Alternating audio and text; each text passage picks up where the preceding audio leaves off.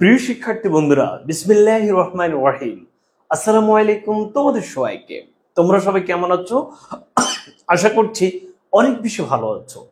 আজকের এই লাল সাল উপন্যাসের ক্লাসে তোমাদের সবাইকে স্বাগত জানাচ্ছি।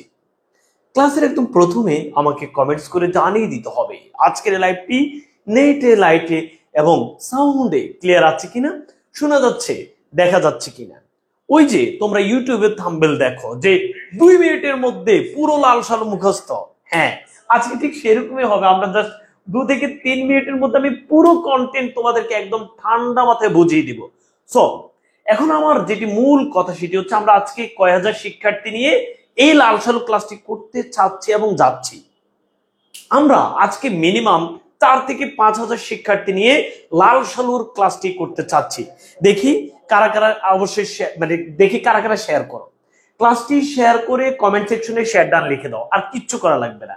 তুমি জাস্ট কলেজের Messenger group, WhatsApp group, Telegram group, Facebook group, অনেক জায়গায় অনেকভাবে ক্লাস করেছো।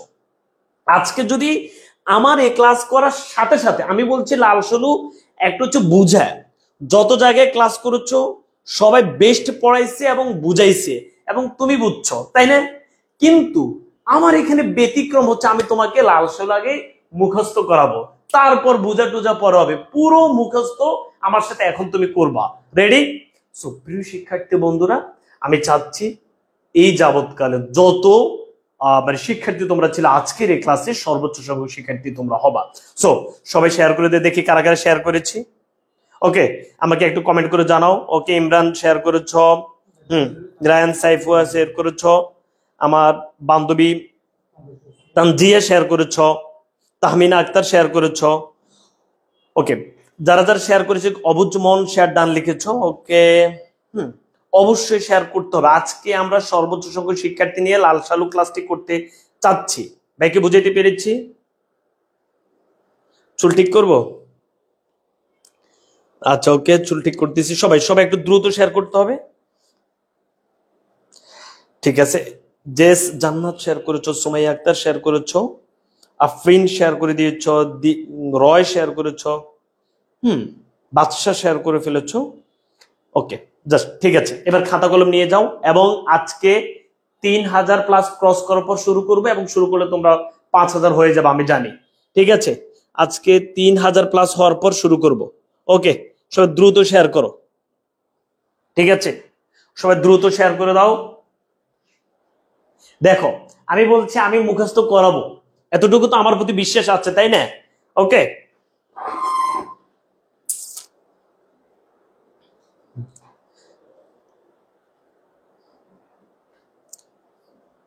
হ্যাঁ হ্যাঁ, পিডিএফ দিব, সমস্যা নেই। আলিফা শেয়ার ডান করেছো। হ্যাঁ, সবাই মিলে একসাথে। আচ্ছা, তোমরা জাস্ট আমরা যতজন আছি, আমি আবার বলছি, সবাই একটু বিসমিল্লাহির রহমানির রহিম, রব্বি জিদনি ইলমা, রব্বি ইশরাহ লি সাদরি ওয়া ইয়াসসির লি আমরি ওয়াহলুল উকদাতাম মিন লিসানি ইয়াফকাহু কাওলি, রব্বি জিদনি ইলমা। সবাই পড়ে নিচ্ছে এবং খাতা কলম মাথা নিয়ে রেডি হয়ে যাও। এবং যে যে অবস্থায় যেখান থেকে জয়েন হয়েছি, আমরা যত জায়গায় আছি, ফেসবুক, মেসেঞ্জার, হোয়াটসঅ্যাপ, টেলিগ্রাম, যে যেখানে যুক্ত আছি সব জায়গায় আমরা শেয়ার করে দিব। এডুকেশনাল প্ল্যাটফর্ম যে যে জায়গায় যুক্ত আছি। আর অল্প, 2100 হয়ে গেছো। 3000 হলে আমরা শুরু করবো। 2100 হয়ে গেছো ভাইয়া, দ্রুত করতে হবে, দ্রুত। ঠিক আছে, আজকে আমরা ওই যে উপন্যাসে যারা আছে তাদেরকে নিয়ে একটু কথা বলবো, এবং আমরা এইগুলো এখনই মুখস্থ করে ফেলবো। এই যে অনেক নাম দেখতে পাচ্ছ না তোমরা, মজিদ, রহিমা, জমিলা, মোদাসসির পি। আমি কিন্তু ভূমিকা টুমিকা বেশি বলবো না, ঠিক আছে? সেগুলো কিন্তু তোমরা অনেকদিন শুনে আসছো, জেনে আসছো।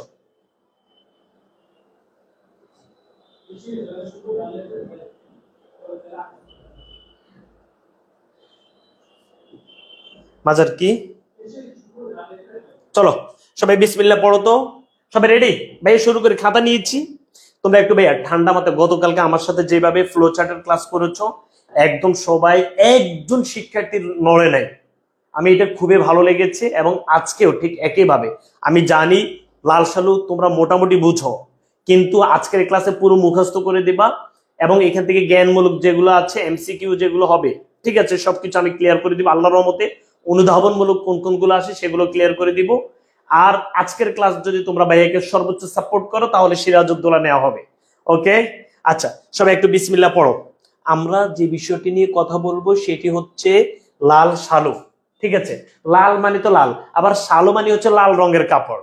তো লাল শালু মানে হচ্ছে লাল রঙের কাপড়। এখন বিষয়টা হচ্ছে এই যে লাল রঙের যে একটা ব্যাপার স্যাপার, লাল রং যেখানে থাকে বা লাল কাপড় যেখানে থাকে সেটার মূল্য কিন্তু একটু বেড়ে যায়। এটা কি তুমি বিশ্বাস করো? এটা কিন্তু আমরা ক্লাস, এগুলো তোমরা সব জায়গায় শুনে আসছো, আমি এগুলো বলবো না, জাস্ট তোমরা রেডি হওয়ার জন্য এগুলো বলতেছি। যেখানে লাল কাপড় থাকে সেটার মূল্য কিন্তু একটু বেশি হয়ে যায়। তুমি কি দেখেছো বিরিয়ানির যে দোকানগুলো আছে সেখানে দেখবা পাতিলের উপরে লাল কাপড় দেয়া আছে, এই লাল কাপড়ের কারণে সেটার মূল্য একটু বেড়ে যায়, তাই না? এখন কবরস্থানে যখন এই লাল কাপড় চলে আসে সেটার মূল্য বেড়ে যায়। ঠিক আছে, বোঝা গেছে না বোঝা হয়ে গেছে? এই সে লাল শালু। ঠিক আছে, তাহলে এখান থেকে আসলে আমরা কি বুঝছি? আমি বলছি আমি আড্ডা দিতে দিতে পুরোটা পড়াও তোমাদেরকে মুখস্থ করে দিব। এখান থেকে আমরা যেটি বুঝতে পেরেছি, কবরস্থানের উপরে যে কোনো একটা লাল কাপড় আসছে সেখান থেকে লাল শালু। প্রিয় শিক্ষার্থী বন্ধুরা, শুরু করছি আমরা আমাদের আজকের ক্লাসটি। ক্লাসের একদম প্রথমে তোমাদের সাথে আজকে আমি একটা বিষয়ে কথা বলতে চাচ্ছি, সেটি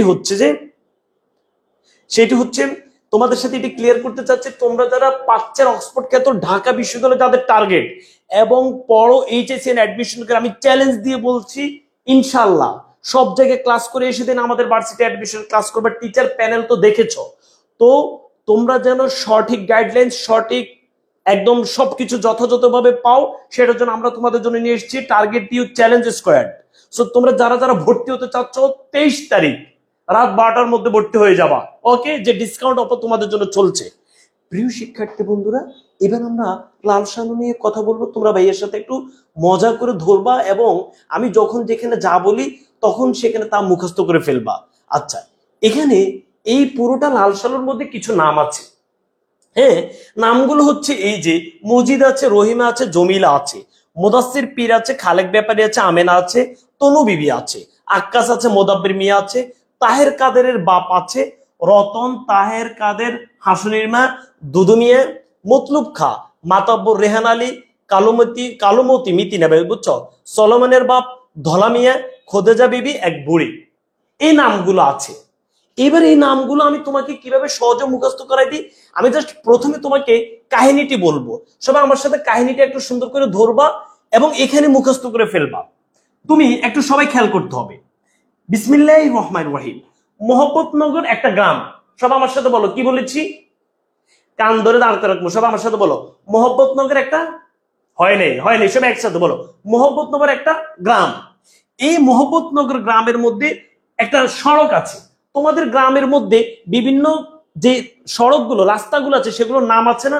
মোহাম্মদনগর গ্রামের মধ্যে মতিগঞ্জ একটি সড়ক আছে। তাহলে সবাই এটা ধরো, কি গঞ্জ সড়ক? মতিগঞ্জ সড়ক। ওকে, এই মতিগঞ্জ সড়কে তোমার আমার সকলের সেই পরিচিত কে আসছে, সবাই বলো।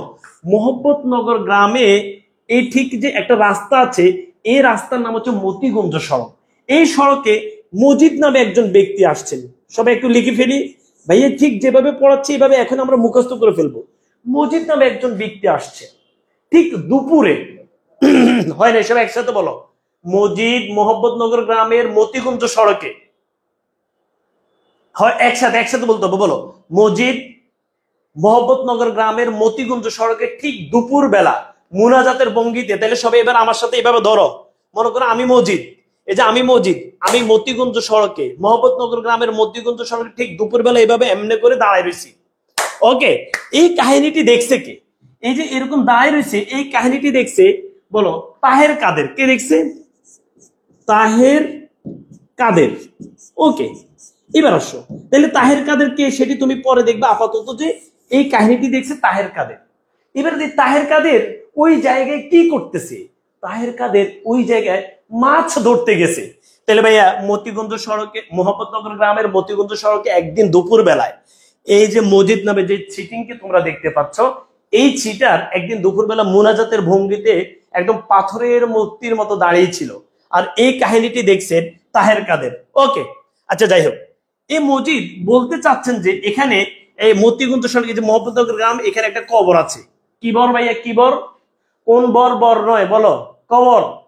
এই সবাই একটা বলতে বলছে, কোন নারী? নারী নয়, ডিকশনারি। কোন বর? বর নয়, কবর। তাহলে ভাই এই যে মজিদ বলতে চাচ্ছেন এখানে একটা কবর আছে, এটা এসে কবর না, এটা কিন্তু এটা কিন্তু মুদাসসির পীরের কবর। ওকে, তাহলে তোমরা এটা লিখে ফেলে, এই কবরটা হচ্ছে মুদাসসির পীরের কবর। মুদাসসির পীরের নাম না জানা সে বিষয়ে আমি ক্লিয়ার করে দেবো। আমি কিন্তু এখন মূল পড়া পড়াচ্ছি না, তোমাকে আগে কাহিনীটি মুখস্থ করাচ্ছি, তারপর বিস্তারিত বলবো। ওকে, এই মসজিদ এখানে এসে একটা মাজার কায়েম করলো, একটা কবর দেখছে, কবর দেখে বলছে যে কবরটা হচ্ছে এখানে মাজার। এরপর সে এই মোহাম্মদনগর গ্রামে এই মসজিদ যে আসছে, এসে এখানে দুইটি বিয়ে করেছে। সবাই চিল্লে বলো তো, মসজিদ মোহাম্মদনগর গ্রামে এসে কয়টি বিয়ে করেছে? দুইটি বিয়ে করেছে। ওকে ওকে, ঠিক আছে, দুইটি বিয়ে করেছে। আচ্ছা, এই তার একটা বউ হচ্ছে রহিমা। কিমা ভাইয়া বলো তো? রহিমা। তার আরেকটা বোন নাম হচ্ছে জমিলা। একসাথে হয় না সব একসাথে বলো। বলো এই বলো, মসজিদ মিয়ার কয়টা স্ত্রী? দুইটা স্ত্রী, রহিমা জমিলা, রহিমা জমিলা। আচ্ছা প্রিয় শিক্ষার্থী বন্ধুরা, এই যে মোহাম্মদনগর গ্রাম দেখতে পাচ্ছ, এই মোহাম্মদনগর গ্রামের মাতব্বর একজন ছিল। মাতব্বর থাকে না, প্রত্যেক গ্রামের মেম্বার মাতব্বর। এই মোহাম্মদনগর গ্রাম যার নেতৃত্বে চলতো, যিনি মোহাম্মদনগর গ্রামের মাতব্বর ছিলেন, তিনি ছিলেন খালেক ব্যাপারী। কি ব্যাপারী ভাইয়া বলো তো? খালেক ব্যাপারী। মজার ব্যাপার হচ্ছে, এই খালেক ব্যাপারীর দুইটা বউ ছিল। কয়টা ভাইয়া বলো তো? দুইটা বউ। আমেনা, সবাই ধরো ভাইয়া। খালেক ব্যাপারীর দুইটা বউ, একটা বোন নাম হচ্ছে আমেনা, আর একটা বোন নাম হচ্ছে তনু বিবি। তনু বিবি। ওকে, আচ্ছা, এই তনু বিবির একটা ভাই ছিল, ভাইয়ের নাম হচ্ছে ধলা মিয়া। ধলা মিয়া। এখন তুমি একটা আমাকে বলো তো, খালেক ব্যাপারীর সাথে ধলা মিয়ার কি সম্পর্ক? আমি আবার বলছি, খালেক ব্যাপারীকে, খালেক ব্যাপারী হচ্ছে মোহাম্মদনগর গ্রামের মাতাব্বর। প্লিজ একসাথে বলতে পারো না? খালেক ব্যাপারী কে? হ্যাঁ, এখানে খালেক ব্যাপারীর কয়টা বউ ছিল? দুইটা বউ ছিল। একটা নাম হচ্ছে আমেনা, আরেকটা নাম হচ্ছে তনু বিবি। তুমি আমার সাথে এখন এগুলো মুখস্থ করে ফেলো। বলো, এই যে ভাইয়া, মসজিদ মিয়ার দুইটা বউ, একটা হচ্ছে রহিমা জমিলা। খালেক ব্যাপারীর দুইটা বউ, আমেনা, তনু বিবি। তনু বিবির একটা ভাই ছিল, ভাইয়ের নাম হচ্ছে দলা মিয়া। তাহলে বলো, খালেক ব্যাপারীর সাথে দলা মিয়ার কি সম্পর্ক? সবাই বলো, সবাই একসাথে বলো, খালেক ব্যাপারীর সাথে ধলা মিয়ার কি সম্পর্ক? সবাই একসাথে দ্রুত বলতে হবে, দ্রুত ভাইয়া, দ্রুত, কারণ আমার মূল পড়াটা এখনো বাকি আছে।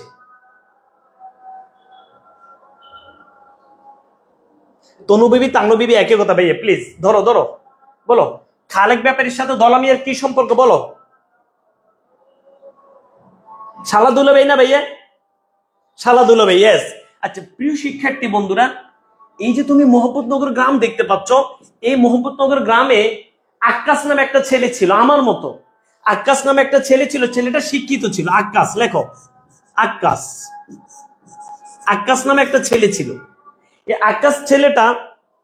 আক্কাস ছেলেটা মোহাম্মদনগর গ্রামে একটা স্কুল বানাইতে চেয়েছিল।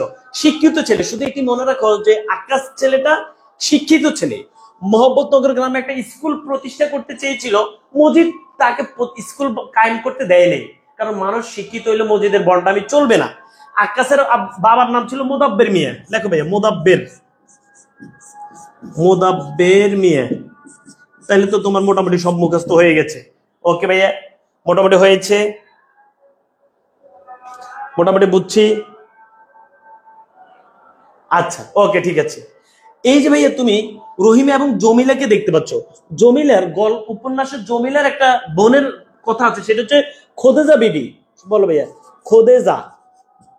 খোদেজা বিবি। উপন্যাসের ভিতরে আমরা খোদেজা বিবি নামে একজন পাবো, সেটা হচ্ছে জমিলার বড় বোন। জমিলার বড় বোন।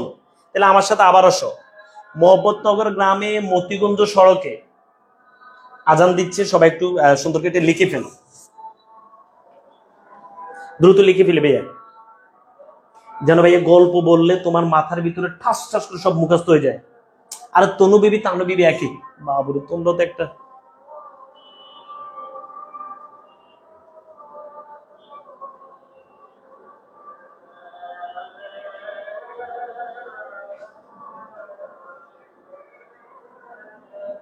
ভাই আজান দিচ্ছে, একটু লিখি না, বিষয়টা লিখি নাও। তাইলে মসজিদ রহিমা জমিলা আর খদিজা বিবি হচ্ছে জমিলার বোন। এদিকে ভাই আমেনা তনু বিবি, দলামি হচ্ছে তানু বিবির ভাই। আচ্ছা, এরপর আক্কাস হচ্ছে শিক্ষিত ছেলে, বিদেশ থেকে পড়ে আসছে। আক্কাসের বাবার নাম হচ্ছে মোদাব্বের মিয়া। আর এই যে এটা একটা গ্রাম, এটা একটা গ্রাম, এটা একটা গ্রাম। এই মোহাম্মদনগর গ্রামের 3 গ্রাম পরে আরেকটা গ্রাম হচ্ছে আউয়ালপুর। বুঝছো? আউয়ালপুরের দক্ষিণ দিকে হচ্ছে করিমগঞ্জ। করিমগঞ্জে একটা হাসপাতাল আছে, হাসপাতাল। তোমার মোটামুটি মুখস্থ হয়ে যাবে, দেখবা পুরোটা কাহিনী একদম মুখস্থের মতো হয়ে যাবে। এই আউয়ালপুরে একজন পীর আসছে, বুঝছো? ওই পীরের সব দেখাশোনা করতো ভাইয়া, স্টাইল ভালো লাগে। আচ্ছা, আউয়ালপুরের পীরকে দেখাশোনা করতো। এই পীরের একটা মুরিদ থাকে না, মুরিদ ধরে না তুমি আমার পীর বলো, বলো গালিব পীর। এই গালিব পীরের মুরিদ আছে, বুঝছো? তো আউয়ালপুরের একটা পীর আসছে ময়মনসিংহ থেকে। ওই পীরের কি বলছি বলো, ওই পীরের মেইন মুরিদ যিনি ওনাকে দেখাশোনা করতেন তিনি তো মতলুব খা। এরপরে যদি তোমার এগুলো মুখস্থ না হয় তোমার কি করা দরকার জানো? বলবো না এখন, বলো মতলুব। মতলুব খা ক্লাসের যে যেখানে আছে এটা মুখস্থ আমাকে আজকে দিতে হবে। বলো মতলুব, মতলুব খা, মতলুব খা। ওকে, মুখস্থ সব আমার সাথে বলতে হবে ভাই, মুখস্থ। বিসমিল্লাহির রহমানির রহিম। আচ্ছা, এই যে ভাইয়া, এই যে এখানে যে একটা কবর আছে, বুঝছো? এই কবরটাতে এমনি এমনি হয় নাই। মনে করো যে তিনি সবাইকে ডাকছেন, গ্রামের সবাইকে ডাকছেন না? তো সবাই কোথায় আসছে জানো? সবাই খালেক ব্যাপারে বাড়িতে আসছে। এখানে 4 জনের নাম আছে, বুঝছো? এলাকার মধ্যে যে মাতাব্বর ছিল, এখানে গল্পের মধ্যে বা উপন্যাসের মধ্যে 4 জনের নাম আছে। 4 জনের নামটা একটু লিখে ফেলো। মানে মসজিদ নিয়ে একটু ভাবসাব নিছে, তুমি আপনার কি করেন এখানে, এত বড় একজন পীর সাহেবের কবর আছে, আপনি এটা দেখাশোনা করেন না, এই সেই। মানে সে একটা ভাব নিচ্ছে না, ভাবনা নিলে তাকে সবাই কি মানবে? সে হঠাৎ করে কোথায় থেকে আসছে, সে এখন খালেক ব্যাপারীকে মোটামুটি সে ধরছে। এখানে ছিল সবাই লেখো খালেক ব্যাপারী ছিল, লেখো খালেক। এই যে সে এখানে কবর, এটাকে মানে কবরকে সে মাজার হিসেবে গণ্য করতে হবে না? সবাইকে মোটামুটি প্রচার করতে হবে না? করতে হলে কি ওই যে কৃষক, মজুর, এদের দ্বারা হবে না। গ্রামের যারা মাতব্বর তাদেরকে আনি বলতে হবে যে এখানে ছিল। এদের গ্রামের মাতব্বর মধ্যে এখানে কারা কারা ওই বাড়িতে বা ওই সময় ছিলেন সবাই লেখো। খালেক ছিলেন, রেহান ছিলেন, কালো মতি ছিলেন। খালেক, রেহান, কালুমতি, সলোমনের বাপ, সলেমনের বাপ। আরে সলোমনের বাপের হাঁপানির রোগ ছিল, হাঁপানির রোগ। শেষ। আশা করছি সবার মোটামুটি মুখস্থ হয়েছে। আর আশা করছি সবার মোটামুটি মুখস্থ হয়েছে। আমি আরেকবার বলবো, ভাইয়াকে শুধু কনফার্ম করবো যে ভাইয়া মুখস্থ। ভাইয়া কাহিনীটা একদম সোজা, তুমি এখান থেকে পুরোটা উপন্যাস তোমার মুখস্থ। যে গালিবে বলছে মতিগঞ্জ একটা সড়ক, মহবুবনগর একটা গ্রাম, এই রাস্তার মধ্যে, বলো আমার সাথে একদম আঞ্চলিক ভাষা বলো, বলে এই রাস্তার মধ্যে মজিদ নামে এক টাউট আসছে, এসে মুনাজাতের ভঙ্গিতে দাঁড়াইছে, দাঁড়ায় ভাবসাব নিচে নিয়ে মানুষে বুঝাইছে। এই কাহিনীটা দেখছে তাহের কাদের মাছ ধরতে গেছে, দেখছে। তো মজিদ মোটামুটি এই গ্রামে এসে এটার মোটামুটি বাস্তবায়ন করে বলছে কবরকে, সে বলছে এটা মাজার, এটা মুদাসসির পীরের মোটামুটি সে এটা গণ্য করে নিয়েছে। এখন মজিদ এখানে সে দুইটা বউ পেয়েছে, একটা হচ্ছে রহিমা আর একটা হচ্ছে জমিলা। জমিলার একটা বড় বোন হচ্ছে, সেটা হচ্ছে খোদেজা বিবি। এই মহব্বত গ্রামের যিনি মাতব্বর তিনি হচ্ছে খালেক ব্যাপারী। খালেক ব্যাপারীর দুইটা বউ আছে, একটা হচ্ছে আমেরা, একটা হচ্ছে তানু বিবি। তানু বিবির একটা ভাই, সেটা হচ্ছে ধলা মিয়া। এই যে ভাইয়া গ্রামবাসীকে সে যখন ডাকছে, তখন এই খালেক ব্যাপারীদের বাড়িতে সবাই ডাকছে যে এখানে মোটামুটি এটাতে তো সবাইকে প্রচার করতে হবে। এখানে ছিলেন খালেক ব্যাপারীর ছিলেন রেহান আলী ছিলেন, কালোমতি ছিলেন, সলোমনের বাপ ছিলেন। সলোমনের বাপের হাঁপানির রোগ ছিল, এগুলো আমি বলবো, সমস্যা নেই। এই মোহাম্মদনগর গ্রামে একটা শিক্ষিত ছেলে ছিল আক্কাস আলী। আক্কাস আলীর ছেলেটা শিক্ষিত, আর আক্কাস আলীর বাবার নাম হচ্ছে মোদাব্বির মিয়া। ওকে। আর এই যে মোহাম্মদনগর গ্রামের 3টা গ্রাম পরে আউয়ালপুর ছিল। তাহলে এখানে একজন পীর সাহেবের কবর এবং একজন পীর, মজিদ পীর। সুন্দর করে বুঝবা, বল মোহাম্মদনগর গ্রামে একটা পীর সাহেবের কবর আর একজন পীর, মজিদ পীর।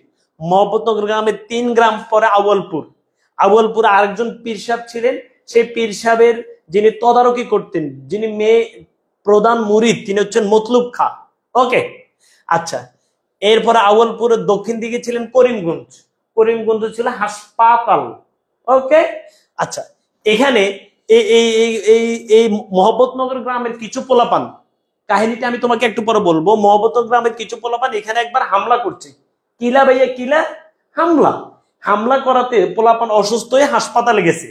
এই হাসপাতালে যাওয়ার মধ্যে একজনের নাম আছে, সেটা হচ্ছে কি বলো, কালো মিয়া। সবাই লেখো। হাসপাতালে সুন্দর করে বুঝবা, বলো মহব্বতনগর গ্রামের কিছু পোলাপান এই পীরকে হামলা করছে। হামলা করার পর তারা দক্ষিণ দিকের হাসপাতালে গেছে। হাসপাতালে যাওয়ার মধ্যে একজন ব্যক্তির নাম ছিল, তার নাম হচ্ছে কালু মিয়া। ভাই কি মিয়া? কালু মিয়া। ওকে। আর মোহাম্মদনগর গ্রামের একজন কৃষক ছিলেন, তার নাম হচ্ছে দুদু মিয়া। এখানে আরেকজনের নাম, তার নাম হচ্ছে দুদু মিয়া। দুদু মিয়া ছিলেন কৃষক। দুদু মিয়া, দুদু মিয়া। ওকে, তাহলে দুদু মিয়া ছিলেন মোহাম্মদনগর গ্রামের কৃষক। কৃষক ভাইয়া, কৃষক। আচ্ছা, আর সর্বশেষ আমরা যেটি বলবো সেটি হচ্ছে যে তাহের কাদের। দেখতে পাচ্ছ, এরা হচ্ছে 4 ভাই বোন। তাহের, কাদের, রতন। রতন, আর তাদের একটা বোন ছিল। বোনের নাম নাই, বোনের ছেলের নামে বোনের নাম ছিল হাসুনির মা। হাসুনি। হাসুনির নামটা যদিও দেখতে মেয়ে মেয়ে, কিন্তু হাসুনি মোটা তাজা ছেলে। হাসুনির মা। প্রিয় শিক্ষার্থী বন্ধুরা, আমি আবার বলছি, তাহের কাদের মাছ ধরতে গেছে আর মজিদকে দেখছে। গল্পে তাহের কাদেররা কয় ভাই বোন? 4 ভাই বোন। 4 ভাই বোন হচ্ছে কি বলো? রতন, তাহের কাদের, হাসুনির মা। বলবো আমি হাসুনির মা আবার কি? মানে রতন, তাহের কাদের এরা তো ভাই, আর এদের বোন হচ্ছে হাসুনির মা। বোনের নামটা নাই, বোনের ছেলের নামে বোনের নাম। এই হাসুনি হচ্ছে তার মানে ছেলে আর কি। তাহলে এই 4 জন। আর এদের বাবা মায়ের কথা আছে গল্পে, বাবা মা। রতন, তাহের কাদের, হাসুনির মা। গল্পে এদের বাবা মায়ের নাম আছে, এদের বাবা মা। এলাকার ওই যে ভাইয়া দেখছো মুরব্বী ঝগড়া করে না, জামাই বউ ঝগড়া করে, এই রতন, তাহের কাদের, হাসুনির মার বাবা মা ঝগড়া করতো। শেষ কাহিনী। বলো সবার এটা মুখস্থ। এবার আমি গল্পে যাব। বলো মুখস্থ। তুমি যদি বলো যে ভাইয়া এটা মুখস্থ করাইতে পেরেছি, তাহলে পড়াবো, না হলে আর পড়াবো না। আচ্ছা শোনো ভাইয়া, এই যে মোহাম্মদনগর গ্রাম থেকে আউয়ালপুর যেতে একটা গাছ আছে, তেঁতুল গাছ। কি গাছ ভাইয়া? তেঁতুল গাছ। এটা কিন্তু মানুষ খেয়ে ফেলতো। কি একটা আজব কাহিনী। ওই যে একটা ছেলে নাকি হুজুরের কাছে গেছে, বুঝছো? হুজুর কাছে গিয়ে বলছে, হুজুর আমার জিন ধরছে। হুজুর কয়, না না, এটা তো হবে না, তুমি যে দুষ্টর দুষ্ট, তুমি জিনকে ধরছো, জিন তোমাকে ধরতে পারবে না, বুঝছো? এরকম আমাদের সময় আমরা তেঁতুল খাইতাম। আর এই যে ভাইয়া মোহাম্মদনগর গ্রাম থেকে আউয়ালপুর যাওয়ার ক্ষেত্রে এখান থেকে একটা তেঁতুল গাছ আছে। কি গাছ ভাইয়া? তেঁতুল গাছ। এই তেঁতুল গাছ মানুষ খাই ফেলে। চিন্তা করো, আমরা তেঁতুল খাই আর তেঁতুল গাছ মানুষ খাই ফেলে। এটা কি আজব কাহিনী না ভাইয়া? তাইলে ভাইয়া মোহাম্মদনগর থেকে আউয়ালপুর যাইতে এখানে একটা তেঁতুল গাছ আছে। কি গাছ ভাইয়া? তেঁতুল গাছ। ওকে, শেষ। বলো মুখস্থ, মন থেকে বলতে হবে ভাইয়া, মুখস্থ। কাহিনীটা মুখস্থ। ভাইয়া সিরাজউদ্দৌলা নিব তো আজকে, এটা বলো। আনিসা আবার বলবো, বিসমিল্লাহির রহমানির রহিম। আচ্ছা, আমাদের ইউটিউব চ্যানেল হচ্ছে, সবাই একটু খেয়াল করো, ভাইয়াদের ইউটিউব চ্যানেল হচ্ছে এই যে এই আজকের যে ক্লাস নিচ্ছি, ক্লাসের ক্যাপশনে আছে ইউটিউব চ্যানেলের লিঙ্ক। অবশ্যই এই চ্যানেলে গেলে সিরাজউদ্দৌলা সব ক্লাসগুলো পাবা। তোমরা একটু সাবস্ক্রাইব করে দিবে, ঠিক আছে? আর যারা ওই যে আজকের এই যে পিডিএফটি পেতে চাচ্ছ, টেলিগ্রাম গ্রুপ আর হোয়াটসঅ্যাপ গ্রুপে যারা অ্যাড হয়ে নেবে। ওকে, আর আমি আবারও বলছি, তোমরা তো ভাইয়ার আবেগ, ভালোবাসা, আর আমার আদরের ছোট ভাই ছোট বোন। Target DU challenge squad, Dhaka বিশ্ববিদ্যালয় সহ অন্যান্য বিশ্ববিদ্যালয় যাদের টার্গেট, ভাইয়ের ব্যাচে একদম তোমরা অবশ্যই 100% থাকতে হবে। আচ্ছা ভাই, এটা মুখস্থ করতে পেরেছি কিনা বলো। আনিসা আমি বলতে চেয়েছি, মোহাম্মদনগর থেকে তুমি আউয়ালপুরে যেতে চাচ্ছ, যাওয়ার ক্ষেত্রে তুমি দেখবা যে এদিক থেকে গেলে এখান থেকে একটা তেঁতুল গাছ পাবা, বুঝছো? এই তেঁতুল গাছ মানুষ খাই ফেলে। এই সবার মুখস্থ। দূর পোলাপান মানে ফাজিল দুই একটা। আমি বলি মুখস্থ, তুমি আন্দাজি কমেন্টস করো, তার মজা পাওয়া যায়। তোমাদের কি আসলে কি করবো, সবাই মুখস্থ বলো। তাহলে ভাইয়া আরেকবার বলি, এরপরে ভাইয়া মূল কাহিনী ঠাস ঠাস বলবো। বিসমিল্লাহ পড়ো সবাই। সবাই একটু খাতা ধরো তো। টেলিগ্রাম গ্রুপের লিঙ্কটা এখানে দেওয়া আছে তো ভাইয়া।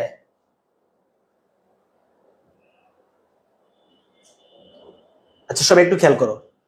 বিসমিল্লাহির রহমানির রহিম। বিসমিল্লাহির রহমানির রহিম। মোহাম্মদনগর একটা গ্রাম। সবাই এবার ফাইনাল রিভিশন, তারপর আমরা মূল আলোচনা। মোহাম্মদনগর একটা গ্রাম, ওই গ্রামের একটা রাস্তার নাম হচ্ছে মতিগঞ্জ সড়ক। ওই রাস্তাতে মজিদ নামে একটা লোক আসি একটা কবর বের করছে এখানে। ওই কবরটার সে মুদাসির পীরের নামে চালাই দিছে। মুদাসির পীর মানে নাম না জানা, বুঝছো? মুদাসির পীরের কবর নামে চালাই দিছে। এখানে বিশাল একজন পীর সাহেবের কবর। শেষ। সেই যে এখানে এটা বের করতেছে বা এই কাহিনী ঘটাচ্ছে, এটা দেখছে তাহের কাদের। এ দেখছে তাহের কাদের, বুঝছো? এই মজিদ এখানে এসে দুইটা বিয়ে করছে, একটা হচ্ছে রহিমা, আরেকটা হচ্ছে জমিলা। তার 2টা বউ। এই জমিলার বড় বোনের নাম হচ্ছে খোদেজা বিবি। তাইলে তুমি মজিদ সম্পর্কে ক্লিয়ার, মজিদ, রহিমা, জমিলা, খোদেজা বিবি। আচ্ছা, এই মোহাম্মদনগর গ্রামের যিনি মাতব্বর ছিলেন, তিনি হচ্ছেন খালেদ ব্যাপারী। খালেদ ব্যাপারীর 2টা বউ ছিল, একটা হচ্ছে আমেনা, আরেকটা হচ্ছে তানু বিবি। তানু বিবির একটা ভাইয়ের নাম, ভাই হচ্ছে ধলা মিয়া। তাহলে খালেক ব্যাপারীর সাথে ধলা মিয়ার কি সম্পর্ক? এই ভুল করবে না, ইয়েস, শালা দুলাভাই। এই গ্রামে একটা শিক্ষিত ছেলে ছিল, ভদ্র পোলাইট, বিদেশ থেকে পড়ে আসছে। আর তোমার ক্লাস বুঝো নাই, আক্কাস আলী। মানে নামটা কিন্তু গরিব গরিব লাগে। এই যে আক্কাস আলী বলতে একটা গরিব গরিব লাগে না? কিরে ভাই, নাম তো রাখতে টাকা লাগে না, নাম রাখবা মডার্ন, বুঝো নাই? সায়েমা, ওই যে কি অ্যাঞ্জেলা, তোমরা কি মডার্ন মডার্ন নামগুলো আছে না? কিন্তু আগের কালে নাম রাখতে কোনো টাকা লাগতো না। এরপর গরিব যারা, তাদের নামগুলো একটু গরিব গরিব ছিল। বড় লোক যারা, তাদের নামগুলো কিন্তু বড় লোক বড় লোক। আমার কথা হচ্ছে, নাম রাখতে তো কোনো টাকা লাগে না। সো যারা একটু টাকা পয়সা কম, নাম রাখবেন একদম বিশাল বিশাল, একদম সেই করে। ওকে, তো এই যে আক্কাস আলী, সে কিন্তু বিদেশ থেকে পড়ে আসছে। কিন্তু তোমাকে যখন আমি আক্কাস আলী বলছি, তুমি মনে করছো যে এটা তো হেবাগোবা একটা ছেলে, তাই না? না, এটা কিন্তু বিদেশ থেকে পড়ে আসছে শিক্ষিত ছেলে। আক্কাস আলীর বাবার নাম হচ্ছে মোদাব্বের মিয়া। যাই হোক ভাইয়া, এই মোহাম্মদনগর গ্রামে একজন কৃষক ছিলেন দুদু মিয়া। দুদু মিয়ার সাতটা সন্তান ছিল। ভাইয়া কয়টা? সাতটা। ওকে, শেষ।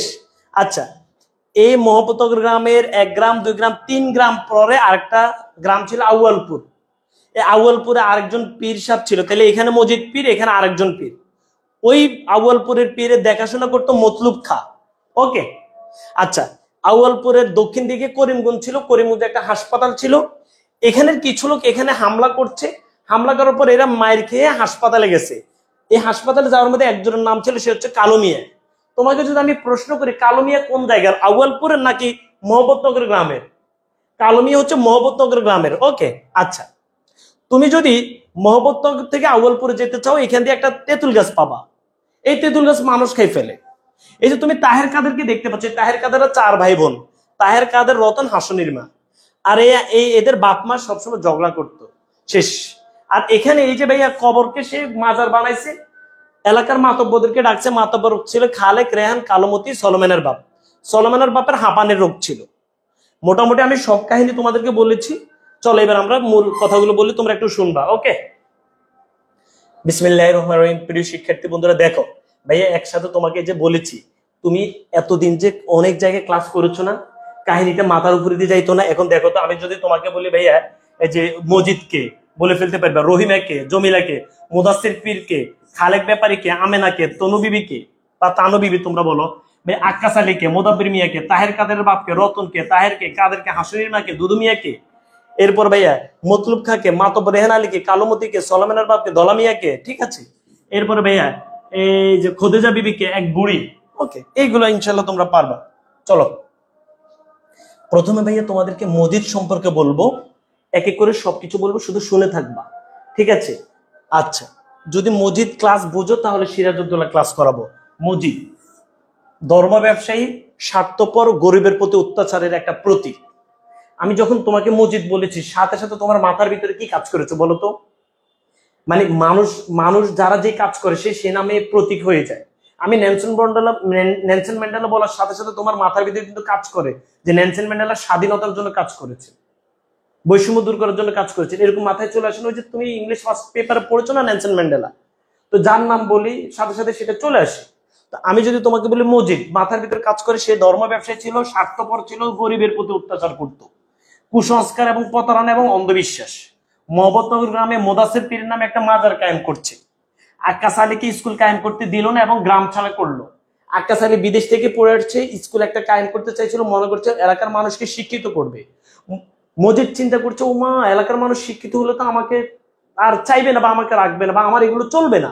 সো এখানে স্কুল কায়েম করতে তো দিল না, আক্কাস আলীকে এলাকা থেকে বের করে দিয়েছে। তার দুইটা স্ত্রী, একটা হচ্ছে রহিমা আর একটা হচ্ছে জমিলা। শস্যহীন নিজ অঞ্চল থেকে বাগবন্যাসে, মানে তার এলাকায় তেমন কোনো খাবার ছিল না, শস্য ছিল না। তো সে খাবারের অন্বেষণে, খাবারের খোঁজে বের হয়েছে। মনে রাখবা যে মজিদ মিয়া খাবারের খোঁজে বের হয়ে দুইটা বউর মালিক হয়ে গেছে। মজিদ নিজ অস্তিত্ব রক্ষার সাথে এমন মিথ্যার আশ্রয়, মানে নিজে বেঁচে থাকার জন্য এরকম মিথ্যার আশ্রয় নিয়েছে। মাঝের আয় দিয়ে অল্প কিছুদিনের মধ্যে ঘর বাড়ি ও জমি জামার মালিক, সাথে দুইটা বইয়ের মালিক। ওকে, আচ্ছা, এরপরে দেখো ভাইয়া, আউয়ালপুরের পীর সাহেবের সঙ্গে, আউয়ালপুর ভাইয়া তোমাদেরকে বলেছি, এ মজিদ আউয়ালপুরের পীর সাহেবের সঙ্গে ঝগড়া করে, রক্তপাত পর্যন্ত করে এবং শেষ পর্যন্ত পীর সাহেবকে পশ্চাৎসরণ করতে বাধ্য করে। আউয়ালপুরের পীরের সাথে মসজিদ ঝগড়া করেছে, পীর সাহেবকে একদম সেখান থেকে বের করতে বাধ্য করেছে এই মসজিদ। আচ্ছা, এবার আসো মসজিদ যেভাবে প্রবেশ করেছে, ভাইয়া তোমাকে কাহিনীটি বলেছি, আমি পিডিএফটা দিয়ে দিব, শুধু বাইরে থেকে শুনবা, আমি জ্ঞান অনুধাবনমূলক গুলো ব্যাখ্যা করে দিব। শ্রাবণের শেষে, সুন্দর করে মনে রাখবা প্রত্যেকটা এমসিকিউ, এক মধ্যাহ্নে মানে দুপুরে মহব্বতনগর গ্রামে মসজিদের প্রবেশ শ্রাবণের শেষে। কান ধরে বের করে দেবো যদি না বুঝো, বলো ভাই সাথে বলো শ্রাবণের শেষে এমসিকিউ আসছে, বলবো যে দূর গালিবে চাপাবাজ গালিবে পড়েছে, আমার গালিবে তো শ্রাবণের শেষে বলে নাই। বলেছি শ্রাবণের শেষে এক মধ্যাহ্নে তাহের কাদের মাছ শিকার করার সময়, তাহের কাদের কি ভাইয়া, তাহের কাদের, এটা কি ধীরে ধীরে বলবো?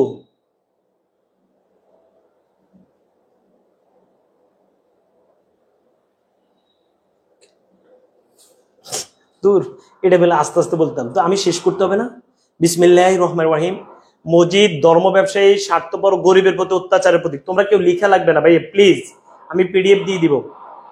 কুসংস্কার, প্রতারণা এবং অন্ধবিশ্বাসের প্রতীক। মহব্বতনগর গ্রামে মোদাসির পীরের নামে একটা মাজার কায়েম, এটা বন্ধ কর।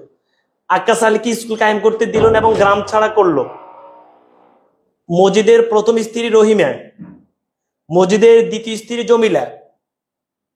মসজিদ শস্যহীন অঞ্চল থেকে আসছে, এসে খাবারের খোঁজে বের হয়েছে, বের হয়ে সে বেঁচে থাকার জন্য এরকম মিথ্যার আশ্রয় নিয়েছে। সে মাজারের প্রচুর পরিমাণে আয় করেছে, ওই যে কবর একটাকে মাজার করেছে, অল্প কিছুদিনের মধ্যে মোটামুটি ঘর বাড়ি জমি জমার মালিক হয়েছে, দুইটা বইয়ের মালিক হয়েছে। তোমাকে ভাইয়া বলেছি না মহব্বতনগর গ্রামের 3 গ্রাম পরে আউয়ালপুর, আউয়ালপুরের পীর সাহেবের সঙ্গে সে ঝগড়া করে, রক্তপাত পর্যন্ত গড়ায়, শেষ পর্যন্ত পীর সাহেবকে একদম মানে পেছনে যেতে বা মানে পীর সাহেবকে পরাজিত করে। বলো মসজিদ ক্লিয়ার কিনা? যাও আস্তে আস্তে পড়াবো বাইরে, 1 ঘন্টার ভিতরে ইনশাল্লাহ শেষ হবে। বলো মসজিদ ওকে? তাহলে আমি এখন বলবো যেভাবে প্রবেশ করে, বলো মসজিদ ওকে?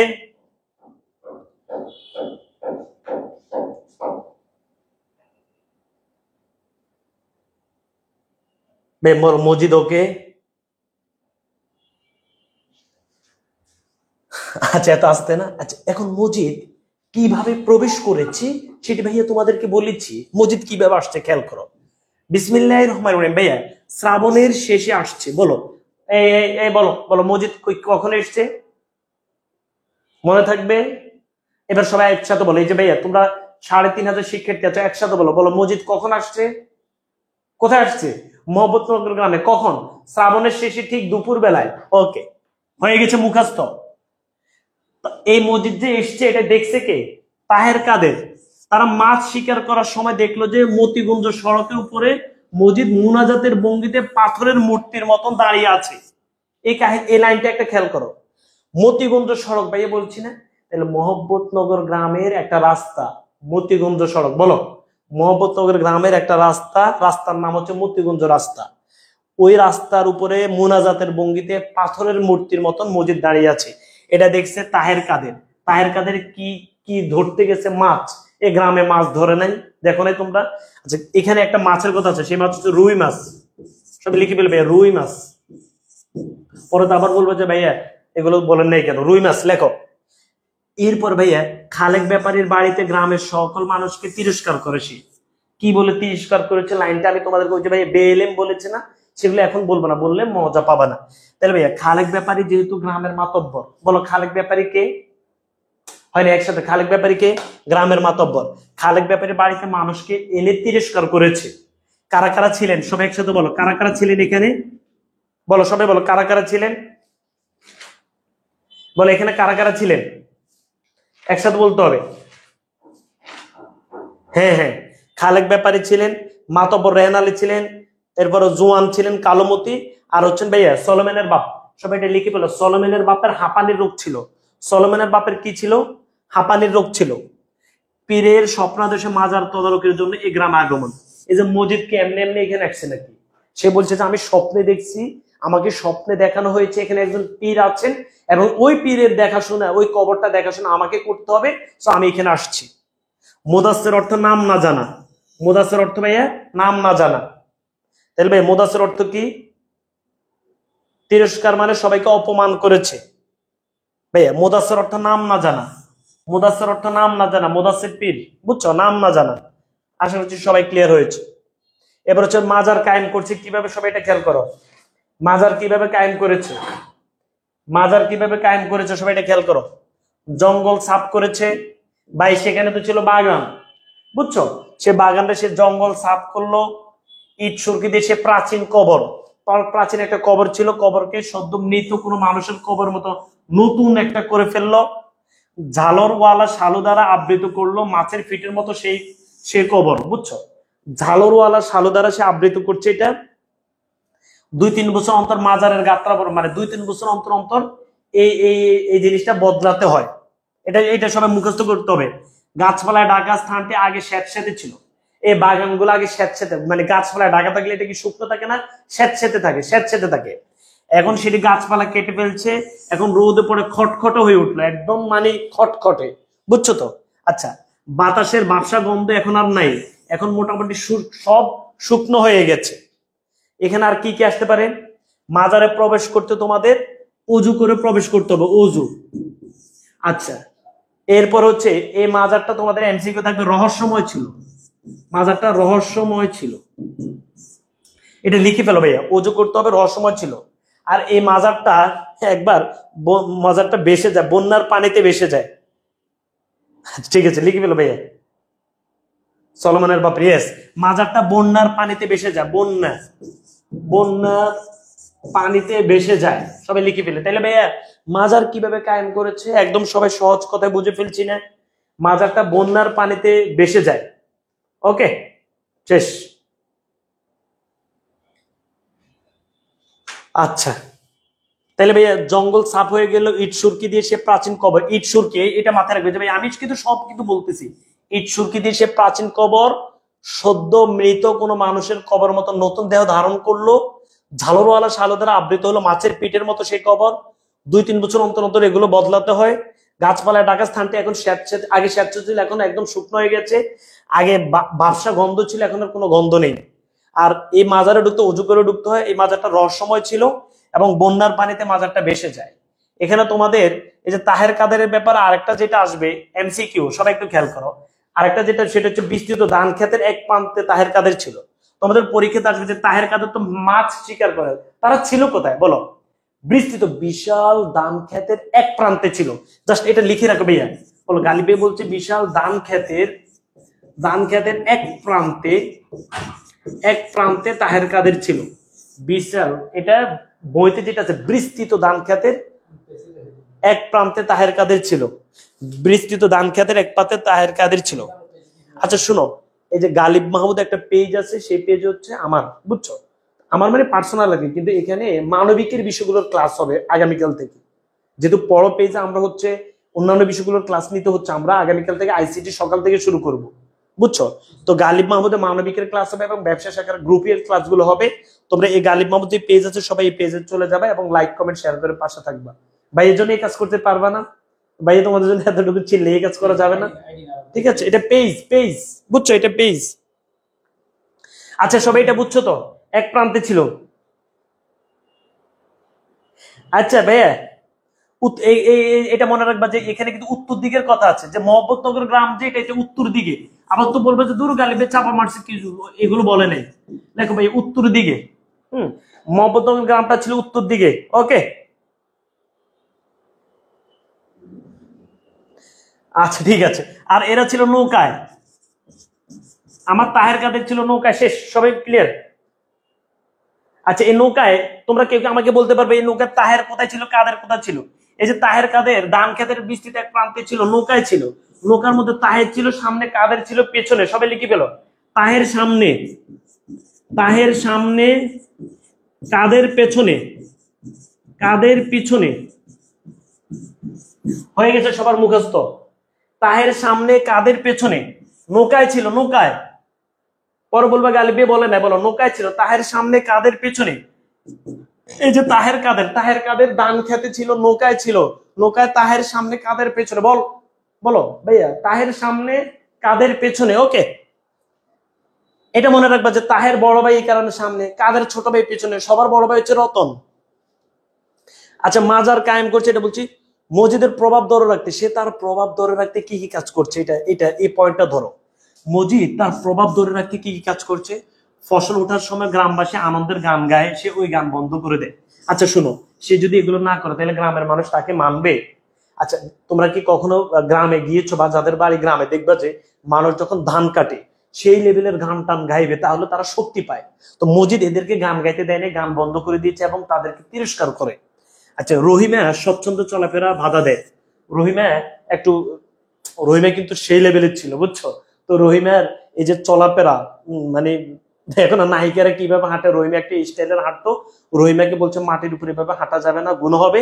রহিমাকে চলাফেরায় বাধা দিত। আক্কাস আলীকে সবার সামনে অপমান করে দিছে, বুঝছো? সে আক্কাস আলীকে সবার সামনে কিন্তু অপমান করে দিছে, এটা মাথায় রাখো। বলো আক্কাস আলীকে সবার সামনে অপমান করে দিছে। আক্কাস আলীকে, এটা এটা ভাইয়া বলো, আক্কাস আলীকে সবার সামনে সে অপমান করে দিছে। ওকে, সে ঈশ্বরে বিশ্বাসী কিন্তু প্রতারণা বন্ডামের মাধ্যমে মাজার টিকে রাখতে চায়।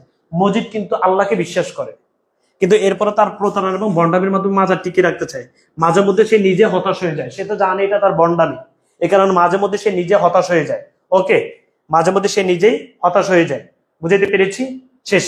তাহলে ফসল ওঠার সময় গ্রামবাসী আনন্দের গান, সে ওই গান বন্ধ করে দেয়। রহিমার চলাফেরাতে বাধা দেয়। আক্কাস আলীকে সবার সামনে অপমান করে দিছে। কেন? যে আক্কাস আলী স্কুল বানাইতে চেয়েছে, সেটা এখন বলবো। মজিদ ঈশ্বরে বিশ্বাস করে কিন্তু সে প্রতারণা এবং বন্ডামের মাধ্যমে তার এটা মাজার টিকিয়ে রাখতে চায়, মাঝে মধ্যে নিজে হতাশ হয়ে যায়। এখন খালেক ব্যাপারী জানবো, সবাই একটু খেয়াল করে। খালেক ব্যাপারী, খালেক ব্যাপারী ছিল শান্তিপ্রিয়, ধর্মপ্রাণ এবং নরম মনের মানুষ। এলাকার মাতব্বর হইলে কি হবে? সে ছিল ভাইয়া শান্তিপ্রিয়, ধর্মপ্রাণ এবং নরম মনের মানুষ। মহম্মদনগর গ্রামের মাতব্বর মসজিদের কুলমন্তনে 13 বছরের সংসার জীবন ত্যাগ করে প্রথম বউকে তালাক দিয়েছিল। তার প্রথম বউয়ের নাম ছিল কিন্তু আমেনা। ভাইয়া কি মানে, কি মেনা ভাইয়া? আমেনা। এই আমেনাকে কিন্তু সে তালাক দিয়েছিল। কি, কেন তালাক দিয়েছে? মসজিদের কারণে। জাস্ট এতটুকু জন্য, বিস্তারিত জানা দরকার নেই। ওনার মোট 2 জন স্ত্রী। কে কে? আমেনা, তানো বিবি। গ্রামের সকল অনুষ্ঠান উৎসব তার অনুমতিতেই হতো। ওকে, শেষ। খালেক ব্যাপারী শেষ। মাজার সংস্কারের সব খরচ খালেক ব্যাপারী দিছে। বলো, মাজার, মাজার কায়েমের বা মাজার সংস্কারের সব খরচ খালেক ব্যাপারী দিছে, বুঝছো? আর ওই যে আউয়ালপুরে একটা পীর সাহেব আসছে না, এই খালেক ব্যাপারী বলে দিয়েছেন সবাইকে, এলাকার মানুষকে ডেকে বলে দিয়েছেন যেন আউয়ালপুরে কেউ না যায়। তোমাদের এমসিকিউ আসবে যে আউয়ালপুরে কেউ যেন না যায়, এই কথা কে বলেছেন? খালেক ব্যাপারী। মোহাম্মদনগর গ্রামের সকলকে বলে দিয়েছেন যে আউয়ালপুরে যাওয়া যাবে না। তাহলে আবার শান্তিপ্রিয়, ধর্মপ্রাণ, নরম মনের মানুষ, মোহাম্মদনগর গ্রামের মাতব্বর, মসজিদের কুমন্ত্রণায় তিনি 13 বছরের সংসার জীবন ত্যাগ করা প্রথম বউকে তালাক দিয়েছিলেন। প্রথম বা আমেনা, 2টা স্ত্রী। দ্বিতীয় বউ হচ্ছে কি বলতো? তানো বিবি। তানো বিবির ভাইয়ের নাম ধলা মিয়া। সব গ্রামের সকল অনুষ্ঠান তার অনুমতি হতো। মাজারের সকল সংস্কার তার টাকা দিয়ে হয়েছে। আর হচ্ছে তিনি আউয়ালপুরে কাউকে, সবাইকে যেতে নিষেধ করেছে। শেষ। আমরা ইনশাল্লাহ আধা ঘন্টার ভিতরে শেষ করে দেব। আক্কাস, একদম মুখস্থের মতো বলো। আক্কাস, মোদাব্বর মিয়ার ছেলে আক্কাস। আক্কাস স্কুল প্রতিষ্ঠা করতে চেয়েছিল। গ্রামবাসী শিক্ষিত হয়ে মাজার কেন্দ্রিক জীবন ধারা থেকে যেন সরে না যায়, সেজন্য মজিদ, মানে মজিদ শিক্ষিত যুবক আক্কাসের বিরুদ্ধে কাজ করে। আক্কাসের স্কুল কায়েমের স্বপ্ন ভেঙে চুরমার করে দেয়। মজিদের কূটকৌশল আক্কাস গ্রাম ছেড়ে চলে যেতে বাধ্য হয়, বুঝছো? এবং আক্কাসকে সে ভালোভাবে অপমান করেছে। আক্কাস কিন্তু বিদেশ থেকে পড়ে আসছে। পরে আর আক্কাস এটা করতে পারেনি। সে সবাই সামনে আক্কাস, আক্কাস কিন্তু বিদেশ থেকে পড়ে আসছে, দাঁড়ি টাড়ি ছিল না। সে বলছে তোমার দাঁড়ি কই মিয়া? হ্যাঁ, মজিদ যে কোনো কাউকে মিয়া বলে ডাকতো। এই তোমার দাঁড়ি কই মিয়া, এই কথা কে কাকে বলেছে? বলো, মজিদ আক্কাস আলীকে বলেছে তোমার দাঁড়ি কই মিয়া। বলো ভাইয়া, তোমার দাঁড়ি কই মিয়া, এই কথা কে কাকে বলেছে? মজিদ আক্কাস আলীকে বলেছেন। মোদাব্বর মিয়ার ছেলে আক্কাস বিদেশ থেকে পড়ে আসছেন করিমগঞ্জ। ভাই করিমগঞ্জ স্কুলে পড়াশোনা করলো। করিমগঞ্জ স্কুলে, করিমগঞ্জ কোথায় মনে আছে তোমাদের? মনে আছে ভাই? এই যে করিমগঞ্জ বলেছি, এই যে আক্কাস আলী করিমগঞ্জ স্কুলে পড়ছে, করিমগঞ্জ। এরপরে বিদেশে পড়ছে। তোমাদের এটা কিন্তু এমসিকিউ আসবে যে আক্কাস আলী কোথায় পড়ছে? করিমগঞ্জ। করিমগঞ্জ কোথায়? আউয়ালপুরের দক্ষিণ দিকে। করিমগঞ্জে একটা হাসপাতাল আছে। দেখছো, কাহিনীটা সহজ না?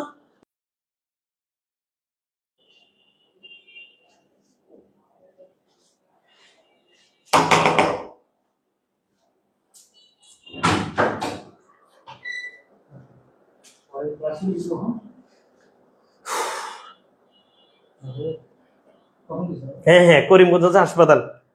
আর দেখছো বলো বিসমিল্লাহির রহমানির রহিম, বলো রহিমা ভাই, রহিমা মজিদ, রহিমা, এবার সবাই ধরো বিসমিল্লাহির রহমানির রহিম। রহিমা মজিদ মিয়ার প্রথম স্ত্রী মোহাম্মদনগর, এই রহিমের বাড়ি কিন্তু মোহাম্মদনগর গ্রামে। ভালো মেয়ে, আল্লাহকে ভয় পেত, মাজার মানতো না। কিন্তু মজিদ মিয়ার চিন্তা ভাবনার পুরো বিপরীত ছিল, ঠিক আছে। মাজার না মানলেও স্বামীর অনেক অনুগত এবং স্বামীর গৌরবে গর্বিত। মাজার মানতো না কিন্তু স্বামীকে ভালোবাসতো এবং আনুগত্য করত। ঠান্ডা এবং ভীতু মানুষ ছিল, শারীরিক কাজ ছিল। এই যে রহিমা ভাবি, বলো সবাই আমার সাথে বলো রহিমা ভাবি। রহিমা ভাবির শারীরিক আকার ছিল লম্বা চৌড়া এবং বেশি শক্তি সম্পন্ন, মানে ভালোই শক্তি ছিল। ধান আছে না, ধান দেখছো ধান, এই ধানের কাজের জন্য বড় বড় পাতিল গুলো, হাঁড়ি পাতিল, বলো বড় বড় হাঁড়ি পাতিল, হাঁড়ি পাতিল, এই সকল কিছুর কাজ করতো রহিমা আপু নিজেই। রহিমা ভাবি নিজে বড় বড় হাঁড়ি পাতিলের কাজ করতো। আবার গাই পালতো, মানে গরু, গরু পালন করতো, গাই, আবার গাই পালন করতো, ঠিক আছে। তেমন রাগ ছিল না, মানে খুবই ভালো মানুষ ছিল, বলো রাগ ছিল না, রহিমা ভাবির রাগ ছিল না। ওকে, আচ্ছা আচ্ছা। আর তাদের সংসার ছিল দীর্ঘ 12 বছরের সংসার, মানে 12 বছর, মানে 12 বছর পর্যন্ত, মানে দীর্ঘ 12 বছর মজিদের সাথে রহিমা মজিদকে অনেকবার রাখতে দেখেছে, মানে মজিদ অনেকবার রেগেছে, ঠিক আছে। আচ্ছা, তো এই যে রহিমা যখন উঠানে হাঁটতো, তো মজিদ রহিমাকে বলতো অমন অমন করে হাঁটতে নেই, গুনাহ হবে। তাহলে রহিমা ক্লিয়ার, আরেকবার বলছি।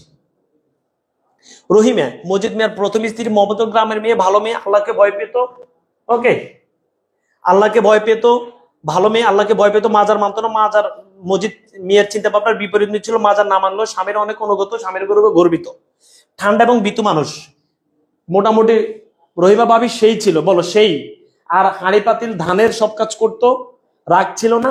এবং হচ্ছে কি বলতো, গাইকে পালতো। দীর্ঘ 12 বছরের সংসারে অনেকবার রাখতে দেখেছে। এবার হচ্ছে জমিলা, মজিদ মিয়ার দ্বিতীয় স্ত্রী, গরিব ঘরের মেয়ে, বয়স ছিল অনেক কম, নিতান্তই কিশোর ছিল। রহিমা একটু বকা দিলে, রহিমা তার কি হয়, তার স্বামীর বউ, মানে তারা হচ্ছে ওই যে কি, আচ্ছা, রহিমা একটু বকা দিলে তার চোখে জল আসতো। একসময় জমিলা মজিদের মুখে থুতু দিয়েছিল। জমিলা একবার জিদ করে তার স্বামীর মুখে, মজিদের মুখে থুতু মেরেছিল। মাজার এবং অন্ধবিশ্বাস বিপরীত ছিল। সন্ধ্যা না হতে ঘুমাই পড়তো। সে এশার নামাজ না পড়ে, বুঝছো, এশার নামাজ না পড়ে ঘুমাই যেত। এটা লিখো তো ভাইয়া। এই জমিলা ছোট পোলাবেন তো, বুঝছো, ঘুম চলে এসতো, এশার নামাজ না পড়ে ঘুমাই যেত। মাঝে মধ্যে নামাজ পড়লে শেষদাতে ঘুমাই যেত। আমরা মাঝে মাঝে তারাবির নামাজ পড়তে যাইতাম না ছোটবেলায়, তো মসজিদে অনেক দুষ্টামি করতাম, মাঝে মাঝে সে নামাজে ঘুমাই যেত আমাদের। তাইলে এরকম যে সন্ধ্যা হতে না হতে ঘুমিয়ে পড়তো, এশার নামাজ পড়তে পারতো না। তো এই যে এই জমিলাকে মজিদ এরকম টাউট, আমি যদি মজিদকে পাইতাম, বুঝছো, মজিদ এই চমৎকার কিউট একটা আমার গুড গার্লকে কি করেছে জানো, মাজারে বেঁধে রেখেছে। এটা লিখে ফেলো তো, এই যে মজিদ জমিলাকে মাজারে বেঁধে রেখেছে। তোমাদের পরীক্ষাতে আসবে, মাজারে বেঁধে রেখেছে, বেঁধে রাখলো। ক্লিয়ার জমিলা, ক্লিয়ার জমিলা, ক্লিয়ার ভাইয়া। এই জমিলা একটা সময় পর ঠাডা পড়া মানুষের মতো হয়ে গেছে। ঠাডা পড়া মানুষ কিভাবে, এরকম একদম মানে কোনো কথা বলা না, নিশ্চুপ হয়ে যায় না। এই জমিলা একটা সময় ঠাডা পড়া মানুষের মতো হয়ে গেছে। খুবই গুরুত্বপূর্ণ এমসিকিউ। জমিলা এক সময় ঠাডা পড়া মানুষের মতো হয়ে গেছে। আর তার সাথে তার স্বামীর সাথে বয়সের পার্থক্য বুঝো না, সংসার জীবনে মজা না থাকলে কোনো ব্যাপার স্যাপার আছে। জমিলা মজিদ মিয়ার দ্বিতীয় স্ত্রী, গরিব ঘরের মেয়ে, বয়স ছিল অনেক কম, নিতান্তই কিশোর।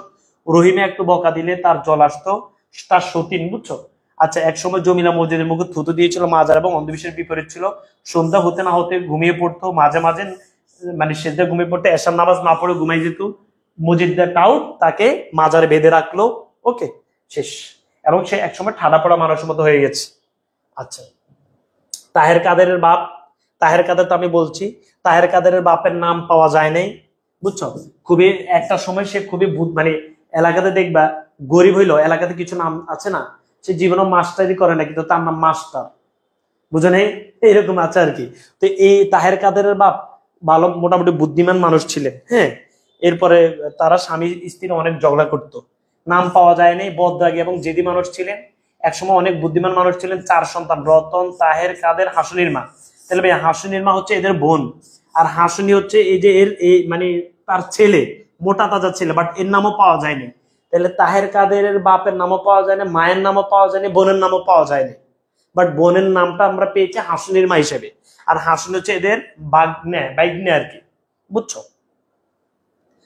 আচ্ছা, বউয়ের সাথে ঝগড়া, গালিগালাজ করতো, বউ তাকে গালিগালাজ করতো। তাহলে বুড়া বুড়ি, বলো ভাইয়া, বুড়া বুড়ি তারা নিজে একে অপরকে ঝগড়া করতো এবং গালিগালাজ করতো। পারিবারিক বিবাদকে কেন্দ্র করে নিজের মেয়ের গায়ে হাত তোলে। এই যে ভাই তাহের কাদেরের বাপ হাসুনির মায়ের গায়ে হাত তোলে, মানে নিজের মেয়ের গায়ে হাত তোলে, পারিবারিক বিবাদকে কেন্দ্র করে নিজের মেয়ের গায়ে হাত তোলে।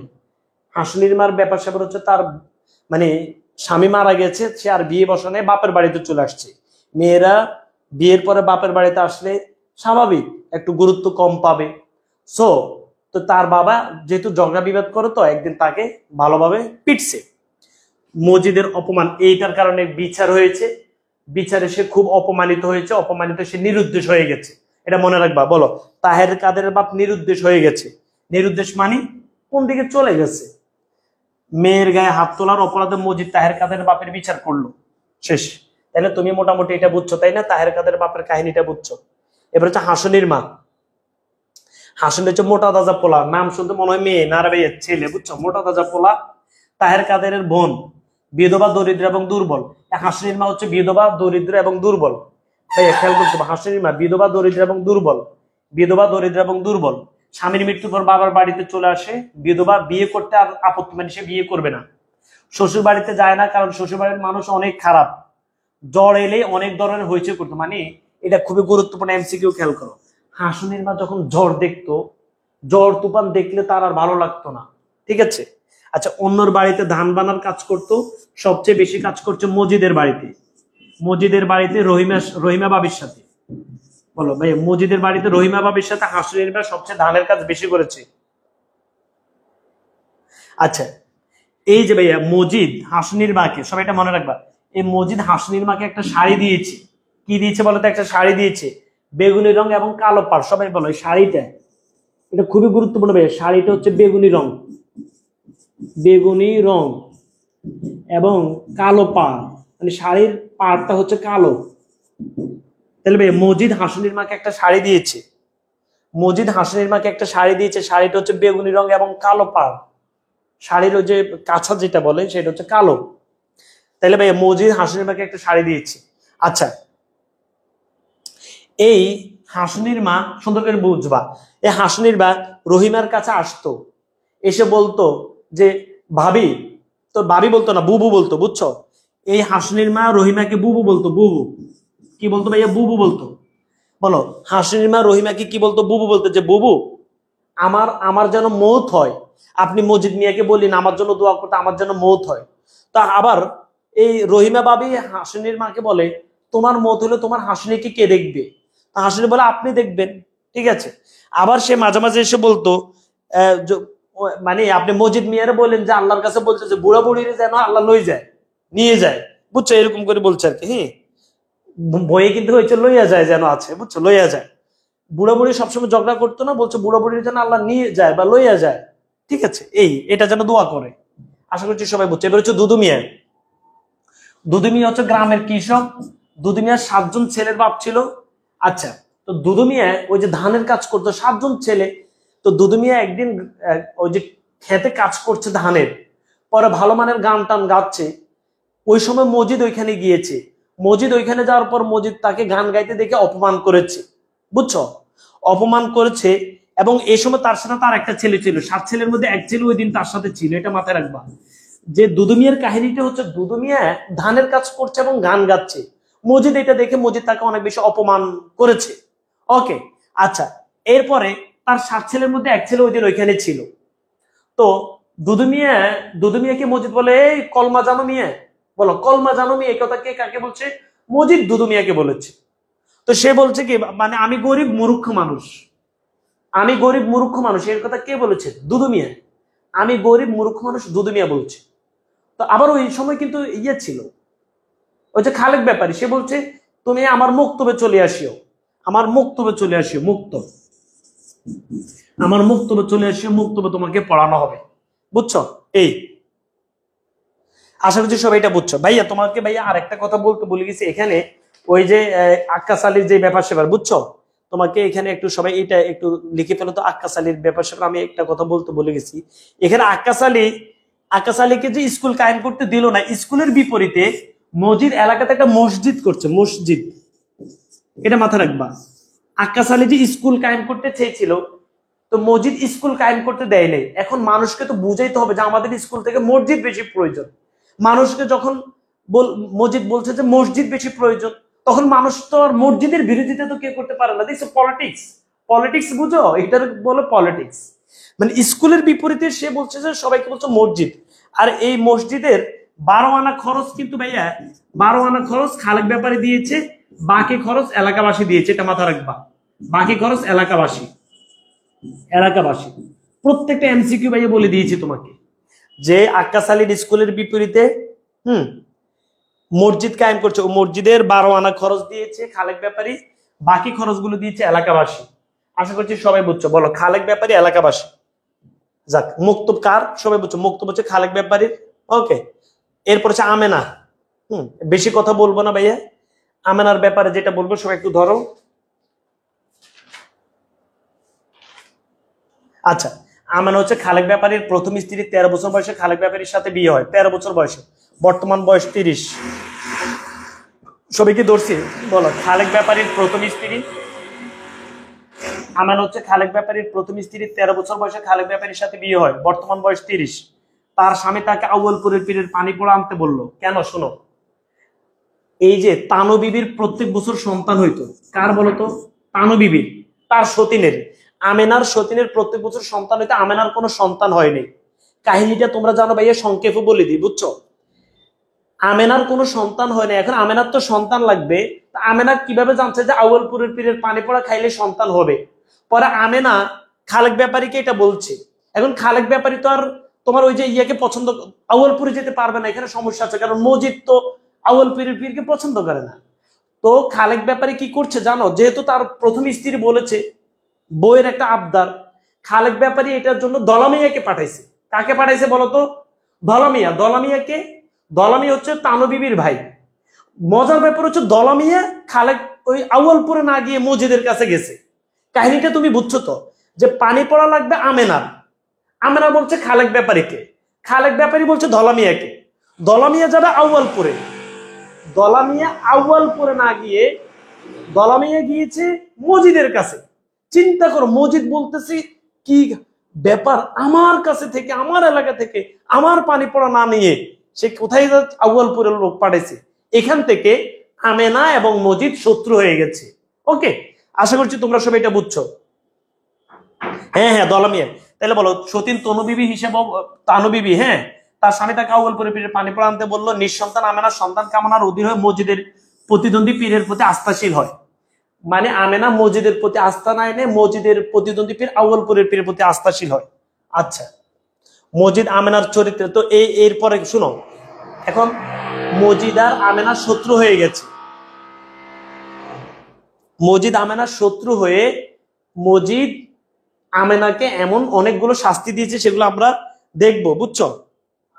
আচ্ছা, মসজিদ আমেনাকে যে যে শাস্তি দিয়েছে সেটা একটু খেয়াল করো তোমরা। হ্যাঁ, এই কিন্তু ভাইয়া ধর্ম রূপবতী ছিল। এই যে ভাইয়া আমেনা আছে না, রূপবতী ছিল। হ্যাঁ, আমেনা রূপবতী ছিল। ভালো হইতো না? আচ্ছা আচ্ছা, ঠিক আছে। আচ্ছা, একে যে এটা শাস্তি দিয়েছে, বুঝছো? শাস্তি হচ্ছে, আচ্ছা আমি শাস্তিতে তোমাদেরকে এক কথা বলে দিই।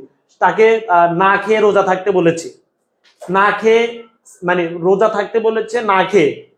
এরপরে ইফতারও করা যাবে না, সেহরিও খাওয়া যাবে না। ইফতার সেহরি না খেয়ে মাজারের চারপাশে ঘুরতে হবে 7 বার। এটা তুমি ইফতারও খাবা না, তুমি সেহরিও খাবা না, আবার রোজাও থাকবা, আবার এই মাজারের চারপাশে দৌড়াবা। এই শাস্তিগুলো মসজিদ ইচ্ছা করে কাকে দিয়েছে? আমেনাকে দিয়েছে। তো একটা লোক যদি সেহরি না খায়, ইফতার না করে, রোজা থাকে, দৌড়াদৌড়ি করে, সে অটো অসুস্থ হয়ে যাবে। আমেনা এরকম অটো অসুস্থ হয়ে গেছে, মাথা ঘুরে পড়ে গেছে। এখান থেকে আমেনাকে অনেক কথা বলেছে মসজিদ, এবং খালেক ব্যাপারী বলছে তাকে তালাক দিয়ে দাও। শেষ, আপাতত এতটুকু জানলে হবে, বুঝছো? আর তোমাদের এখানে একটা এমসিকিউ, ডান দিক থেকে তার দৌড়া শুরু করছে। এমসিকিউ আসবে যে ভাইয়া সে যে দৌড়ছে কোন দিক থেকে দৌড়া শুরু করছে? ডান দিক থেকে দৌড়া শুরু করছে। এটা মনে রাখবা, ডান দিক থেকে দৌড়া শুরু করছে, এটা তোমাদের এমসিকিউ আসবে। শেষ, প্রিয় শিক্ষার্থী বন্ধুরা, রহিমার সাথে হাসুনির মার কথা। রহিমা হচ্ছে মজিদের বড় বা আমাদের ভাবি। হাসুনির মাকে তো আমরা চিনি, হাসুনির মা ওই যে বিধবা। তো কি কথা হয়েছে, যে কথাটা হয়েছে এরকম যে আপনি ওনাকে বললেন যে আমার জন্য দোয়া করেন, আমার জন্য মৌত হয়, একটা কথা বলছে। আর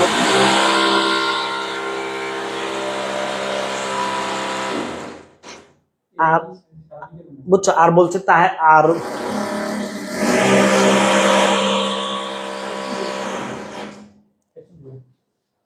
আচ্ছা, হাসনের মার সাথে কথোপকথন ভাইয়া তোমাদেরকে বলেছে, হাসনের নানি এবং তাহের কাদের সাথে কথোপকথন, বুঝছো? হাসনের নানি, সুন্দর করে বুঝবা, হাসনের নানি তাহের কাদের এরা সবাই মিলে হাসনের মাকে অনেক অপমান করেছে। কেন? ওই যে সে বাপের বাড়িতে চলে আসছে, সুন্দর করে বুঝে বলো। হাসনের নানি তাহের কাদের সাথে কথোপকথন মানে হাসনের মাকে তারা অনেক অপমান করেছে। তাহের মানে অনেক অপমান করেছে, এবং তাহের তো তাকে একটা কথা বলছে যে শরীর রং ধরছে কেন, নিকা করবা নাকি? ভাই তার বোনকে এই কথা বলে, কেমনটা লাগে? একে অনেক অপমান করেছে যে শরীরে রং ধরছে কেন, নিকা করবা নাকি? এই কথা কে কাকে বলছে? তাহের তার বোনকে বলছে, শরীরে রং ধরছে কেন, নিকা করবা নাকি? মনে রাখবা, শরীরে রং ধরছে কেন, নিকা করবা নাকি? এই কথা কে কাকে বলছে?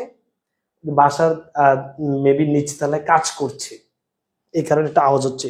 আচ্ছা, মজিদ এবং রতনের বাপের যে কথোপকথন সেটা তো হয়েছে মজিদ এবং রতনের বাপের। হ্যাঁ, কথোপকথন মানে মজিদ রতনের বাপকে বিচার করেছে ওই যে মেয়ের গায়ে হাত তোলার কারণে, এবং শাস্তি দিয়েছে, বুঝছো? এই সময় কোন সূরা পড়ছে? সূরা নূর। এটা লিখে ফেলো, সূরা নূর পড়ছে, সূরা নূর। তাহলে বলো, মজিদ রতনের বাপকে শাস্তি কেন দিছে? রতনের বাপ তার মেয়েকে কেন গায়ে হাত তুলছে, এই কারণে শাস্তি দিয়েছে। বুঝছো ভাইয়া? ওকে, আশা করছি সবাই এটা বুঝছো। বলো ভাই, বুঝছি বুঝছি, ঠিক আছে। আচ্ছা, আর আমাদের সর্বোচ্চ 5 মিনিটের ভিতরে আমরা শেষ করে দিব। আচ্ছা, এরপর রতনের বাপ আর হাসনের মাকে মানে রতনের বাপ তার মেয়েকে মারছে, সেটা তোমাদেরকে বলেছি। এরপর হাসনের মার কথা বলছি, তাহের কাদের বাপের বিচারের কথা বলেছি, মানে তাহের কাদের বাপের বিচার হয়েছে, বুঝছো? তাহের কাদের বাপের বিচারের কথা তোমাদেরকে বলেছি। ওকে, এরপর হচ্ছে আউয়ালপুরের নতুন পীরের কথা বলবো, আর যুবকদের আউয়ালপুরে হামলা বলবো, তাহলে তোমাদের মোটামুটি শেষ হয়ে যাবে। হ্যাঁ, আচ্ছা ধরো, বিসমিল্লাহির রহিম। আউয়ালপুর গ্রামে নতুন পীর, 3 গ্রাম পরে পীর সাহেব আসলো। যে আউয়ালপুর বলছি না ভাইয়া, 3 গ্রাম পরে আউয়ালপুর গ্রাম। ইউনিয়ন বোর্ডের প্রেসিডেন্ট, এটা মনে রাখবে যে মতলুব খা। এই মতলুব খা হচ্ছে ইউনিয়ন বোর্ডের প্রেসিডেন্ট, তার পুরনো মুরিদ, তিনি সেখানে উঠেছেন। কোথায় থেকে আসছেন? ময়মনসিংহ থেকে। ময়মনসিংহ, তোমাদের এমসিকিউ আসবে যে আউয়ালপুরে যারা আসে এদের পূর্বপুরুষরা কোথায়কার? ময়মনসিংহের। পূর্বপুরুষরা কোথায়কার? ময়মনসিংহের, বুঝছো? এদের পূর্বপুরুষ হচ্ছে ময়মনসিংহের। ওকে,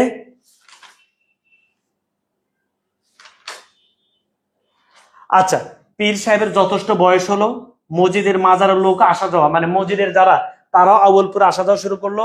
রহিমার সাথে নতুন পীরের মানে রহিমার সাথে নতুন পীর নিয়ে মসজিদের সাথে একটা কথা, মানে স্বামীর যে কোনো বিষয় তো তার স্ত্রীর সাথে কথা বলো, তো মসজিদ রহিমার সাথে একটা আলোচনা করছে যে আসলে আউয়ালপুরের পীর সাহেবের কাছে তো সব লোক চলে যাচ্ছে, আমরা কি করা উচিত, এই সেগুলো মানে একটু হতাশার কথা প্রকাশ করলো আর কি। আচ্ছা, আজও একটু অপরাহ্নে, অপরাহ্ন মানে বিকালে, সবাই খেয়াল করে, একদিন আজও বিকালে মসজিদ দেখলো যে মতিগঞ্জ সড়ক তো মনে আছে, মতিগঞ্জ সড়ক দিয়ে অনেক লোক চলে যাচ্ছে উত্তর দিকে। কোন দিকে ভাইয়া? উত্তর দিকে। উত্তর দিকে মানে আউয়ালপুরের দিকে অনেক লোক চলে যাচ্ছে আজও মতিগঞ্জ সড়ক দিয়ে। মসজিদ যখন মসজিদও তখন চিন্তা করলো আমি আউয়ালপুরে যাব। তো মসজিদও ওই দিন আউয়ালপুরে গেছে একটু পীর সাহেবের সাথে ঝগড়া করার জন্য। মসজিদ আউয়ালপুরে গ্রামে পৌঁছলো, তখন সূর্য হেলে পড়েছে। মতলুব মিয়ার বাড়ির সামনের মাঠটাতে লোকারণ্য। মতলুব মিয়ার বাড়ির সামনে একটা মাঠ ছিল, মাঠে প্রচুর লোক আসছে। এ সময় পীর সাহেবের প্রধান মুরিদ মতলুব মিয়া হুজুরের গুণাগুণ সহজ মানে হুজুরের ব্যাপারে প্রশংসা করছে। পীর সাহেব সূর্যকে ধরে রাখার ক্ষমতা রাখেন। তাইলে ভাই এখানে একটা কথা, মতলুব মিয়া তার পীর সাহেবের সম্পর্কে বলেছেন যে আমার পীর সূর্যকে ধরে রাখার ক্ষমতা রাখেন। আচ্ছা, এখানে তারা জোহরের নামাজ আসরের সময় পড়ছেন ভাইয়া, জোহর, এই জোহরের নামাজটা তারা আসরের সময় পড়ছেন। কারা ভাইয়া বলো তো ভাইয়া? আউয়ালপুরের মানুষরা। তখন এই কাজটা নিয়ে ঝগড়া হয়েছে যে আপনার পীর যদি সূর্যকে ধরে রাখতে পারে তাহলে আপনারা জোহরের নামাজ আসরের সময় পড়েন কেন? এটা নিয়ে অনেক বাক বিতণ্ড হয়েছে। যাই হোক, এরপরে মসজিদ সেখান থেকে চলে আসছে, সাথে আরো তার সাঙ্গপাঙ্গ 3 জনের সাথে, মানে মসজিদের সাথে নতুন পীরের সাঙ্গপাঙ্গ 3 জনের সাথে কথা হয়েছে, বুঝছো? এরপর মোহাম্মদনগর গ্রামে যাবেন কে কে, এই কথা বলে মজিদ সেখান থেকে সেদিন চলে আসছে। ঠিক আছে, মতিগঞ্জ সড়কে উঠে ফিরতে মুখে পথের মজিদ একবার পেছনে ফিরে তাকিয়ে থুতু ফেলে তাওবা করেছে। মজিদ থুতু ফেলে তাওবা করেছে। ওকে, যুবকদের আউয়ালপুরে হামলা। তোমাদেরকে ভাই বলেছিল যে আউয়ালপুরের মানে মোহাম্মদনগর থেকে কিছু যুবক আউয়ালপুরে হামলা করেছে। পরের দিন দুপুরবেলা একজন যুবক মসজিদকে না জানিয়ে একটা জেহাদি জোশ বলিয়ান হয়ে পীর সাহেবের সবাই গিয়ে উপস্থিত হলো। পরে তারা বড় সড়কটা মানে হামলা করছে, হামলাকে সেখান থেকে মায়ের খেয়েছে। পরে উত্তর দিকে না গিয়ে দক্ষিণ দিকে কোথায় গেল বলতো, করিমগঞ্জ হাসপাতালে। করিমগঞ্জ একটা হাসপাতাল আছে সেখানে বলো। আর কালো মিয়া, কালো মিয়া মোটামুটি গঙ্গায়, মানে কালো মিয়ার রাগে, কালো মিয়া হাসপাতালে ছিল, সে রাগে ফেটে যায়। সে এই হাসপাতালে মজিদ এদেরকে দেখতে আসে, দেখতে এসে মজিদ এদেরকে ওয়াচ করতেছে যে ইসলামের পথে চললে এরকম অনেক মায়ের টাইর খাবা, এই যে এরকম করে অনেক কথা বলতেছে। আর কালো মিয়া তো রাগে ফেটে যায়, কি আমাদেরকে মেরেছে এই সে। তাহলে ভাই কালো মিয়ার কথা আছে। খালেক ব্যাপারীর স্ত্রী আমেনার পানি পড়া, তো তোমাদেরকে এটা বলে দিচ্ছি যে আমেনা খালেক ব্যাপারীকে বললো পীর সাহেব থেকে পানি পড়া এনে দেন। ব্যাপারী দ্বিতীয় স্ত্রী দলামিয়াকে বললো, দলামিয়া নতুন পীর সাহেবের কাছে যায়নি, গেল মসজিদের কাছে। তানবিবি হলো আমেনার সতীন। আউয়ালপুর ও মোহাম্মদনগর গ্রামের মাঝখানে একটা মস্ত তেঁতুল গাছ আছে, সবাই জানে সেটা সাধারণ গাছ নয়, দেহবংশী। তো এই যে তেঁতুল গাছের ভয়ে, তেঁতুল গাছের ভয়ে পানি পড়া আনতে যায়নি দলামিয়া, দলামিয়া গেছে মসজিদের কাছে। মনে রাখবা যে কেন যায়নি, তেঁতুল গাছের ভয়ে। তোমাদের এটা অনুধাবনমূলক আসবে যে দলামিয়া কেন যায় নাই, রাতে রাতে পানি পড়া আনতে হবে, তো সে ভয়ে তেঁতুল গাছ মানুষ খাই ফেলে, এই কারণে সে যায় নাই, সে মসজিদের কাছে গেছে। আর মসজিদ সব জেনে গেছে। তানবিবিকে মানে তানবিবির প্রত্যেক বছর সন্তান হয়, এটা আমেনার সহ্য হয় না, তার একটা হয় নাই। ওকে, আচ্ছা, এরপর হচ্ছে হাসুনির নানি মারা গেছে। হাসুনির নানি বুঝছো তো? আচ্ছা, এরপরে তাহের কাদের মা আর কি মারা গেছে, তাহের কাদের বাপ। তাহলে তাহের কাদের মা মারা গেছে, আর তাহের ওই যে বুড়া বুড়ি, আর তাহের কাদের বাপ তো কোন দিকে চলে গেছে অপমান সহ্য করতে না পেরে।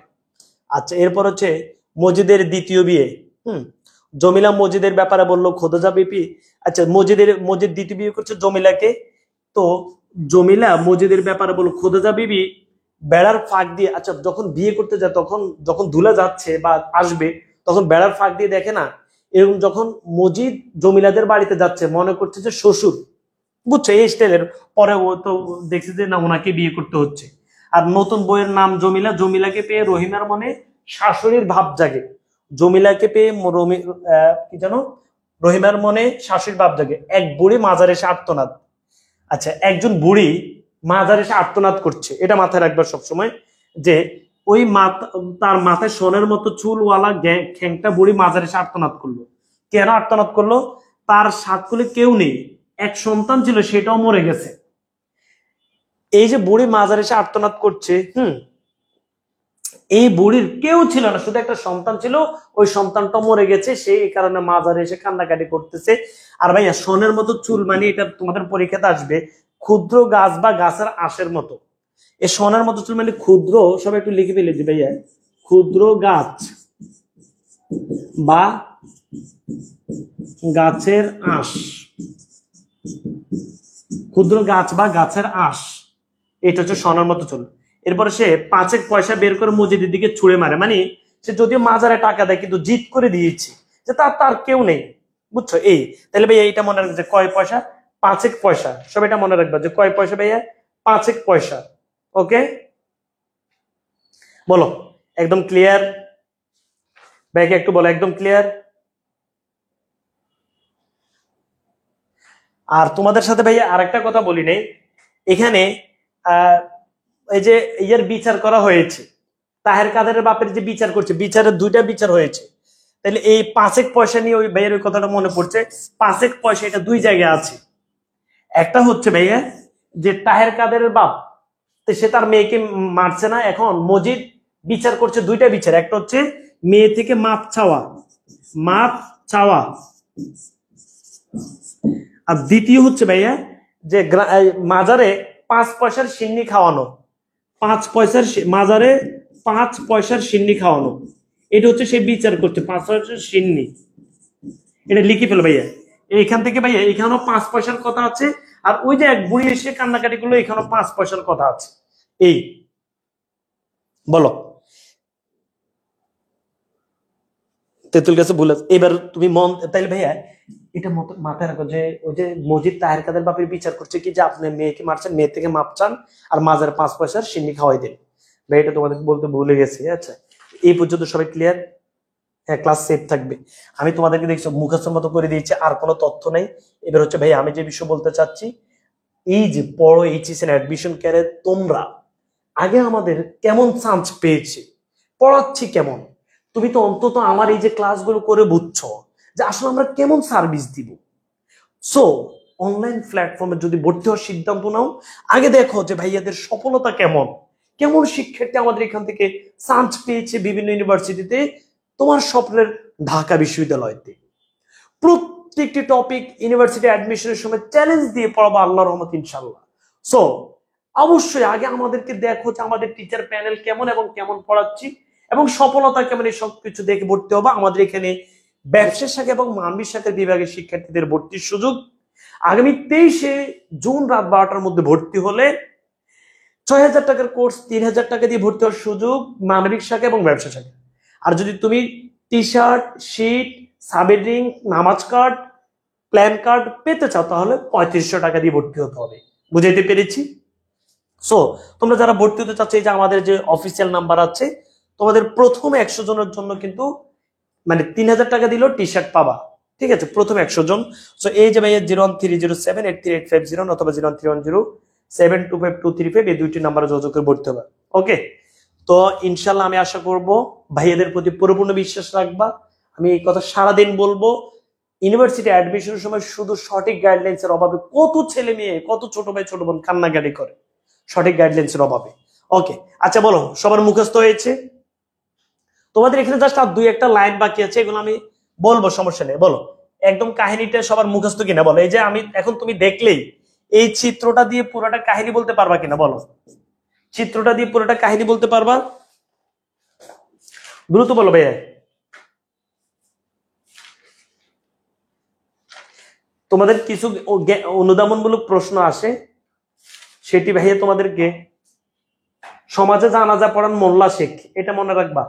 সমাজে জানাজা পড়ান মোল্লা শেখ। আর তোমরা হচ্ছে তোমাদের কাছে একটা এমসিকিউ আছে, এমসিকিউ যে কোনো এক জায়গা থেকে পড়ে নিবে, এতে করে আর তোমার মানে সমস্যা হবে না। আর জুটিওয়ালা মুরগিটা আছে না, একটা মুরগির কথা আছে, মুরগিটার রং ছিল লাল। সমাজে জানাজা পড়ায় মোল্লা শেখ, মুরগিটার রং ছিল লাল। আর মরণ রোগের যন্ত্রণা পাচ্ছে চুনুর বাপ, চুনুর বাপ, বুঝছো? আর পক্ষাঘাতে কষ্ট পাচ্ছে খেতানির মা। এটা লিখে পেলো যে চুনুর বাপ, খেতানির মা, মুরগিটার রং ছিল লাল, সমাজে জানাজা পড়া মোল্লা শেখ, এই বুঝছো? চুনুর বাপ, খেতানির মা। পিডিএফ ওই যে টেলিগ্রাম গ্রুপে পাবা, অনেক ভালো ক্লাসটা না? দোয়া করো ইনশাল্লাহ। এবার বলো সিরাজউদ্দৌলা ক্লাস নিব নাকি নিব না বলো। এখন তোমাদের তো মোটামুটি তোমাদের ঘুম আসে না, হইলে তো এখন তোমাদের যেটি বিষয়টা সেটা হচ্ছে এখানে কিছু অনুধাবনমূলক প্রশ্ন আছে যেগুলো পরীক্ষাতে আসে, বুঝছো? আমগো বাড়িটা বড়ই নিরানন্দ, আমি একবার বলে দিচ্ছি, যারা এ প্লাস পেতে চাও তারা শুধু শুনে রাখো যে আমগো বাড়িটা বড়ই নিরানন্দ, এই কথা বলছে মজিদ। এটা তোমাদের অনুধাবন আসবে যে কেন বলেছে, যে তার কোনো সন্তান হয়নি, তো এই মজিদের কোনো কিন্তু সন্তান হয়নি, এটা মাথায় রাখবা। আমগো বাড়িটা বড়ই নিরানন্দ এই কথা বলেছে মজিদ। এখন সে উড়ে চলা পাতা নয়, সচ্ছলতার শিকড় গড়া বৃক্ষ। এটা হচ্ছে মজিদের ব্যাপারে। মজিদ এখন সেলিব্রিটি, মজিদ এখন পিসাব, মজিদ এখন এখন সে উড়ে চলা পাতা নয়। উড়ে চলা পাতা নয় কেন জানো? মানে একটা পাতা যখন উড়ছে, সে যেখানে ইচ্ছে সেখানে যে পড়ে যেতে পারে, কিন্তু মজিদ তো এটা করতে পারে না। মজিদ এখন গ্রামের একটা পিসাব, সে এখন একটা ভাবগম্ভীর ভাবে চলতে হবে। এটা মজিদের ব্যাপারে বলছে, এটা মাথায় রাখবা। খেলোয়াড় চলে গেছে, খেলবে কার সাথে? এই কথা মনে রাখবে যে একটা লাইন আছে, খেলোয়াড় চলে গেছে, খেলবে কার সাথে? খেলোয়াড় চলে গেছে, যে আমাদের শামীম ওসমান বলতো না যে খেলা হবে, খেলোয়াড় চলে গেছে, খেলবে কার সাথে? ঠিক আছে, এটা হচ্ছে ওই যে বুড়া বুড়ি, তো এই যে তাহের কাদের বাপ যে নিরুদ্দেশ হয়ে গেছে, যে সে চলে গেছে, এখন বুড়ি আর কার সাথে খেলবে? বুড়িও মারা গেছে, বুঝছো?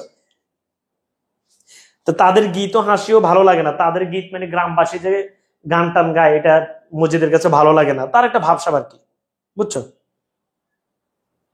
আচ্ছা, এরপর হচ্ছে গ্রামের লোকেরা যেন রহিমার ওই সংস্করণ, মানে গ্রামের অন্য লোকেরা রহিমার মতোই, বুঝছো, মানে তারা হচ্ছে ওই যে গ্রামের মানুষ কি, গ্রামের মানুষ হয় ভদ্র, বাট ইসলামী জ্ঞান তেমন থাকে না, ঠিক আছে, এরকম রহিমারের সংস্করণ, মানে রহিমার মতোই চলে, ওই যে পর্দা একটা ব্যাপার স্যাপার বা আল্লাহর প্রতি একটা ভয়, এরকম না আর কি। মাটিকে কষ্ট দেয়া গুনাহ, আমি জাস্ট বলে রাখছি শুনে রাখো, মাটিকে কষ্ট দেয়া গুনাহ, এই কথা কে বলছেন? মজিদ রহিমাকে বলছেন, মানে রহিমার হাঁটা চলা দেখে। যে খেলা খেলতে যাচ্ছে সে খেলা সাংঘাতিক, এটা হচ্ছে কার খেলা? মজিদের খেলা, মানে এই যে সে ভন্ডামি করছে, ভন্ডামিটা আর কি। হ্যাঁ, আপনারা যা আলেম বেএলেম আনপাড়া, এটা ওই যে আপনারা যা আলেম বেএলেম, ওই যে কবরটাকে তারা মূল্যায়ন করে নেই, একটা ভাবসাব নিচে ওই যে এলাকাবাসীকে ডাক ডেকে।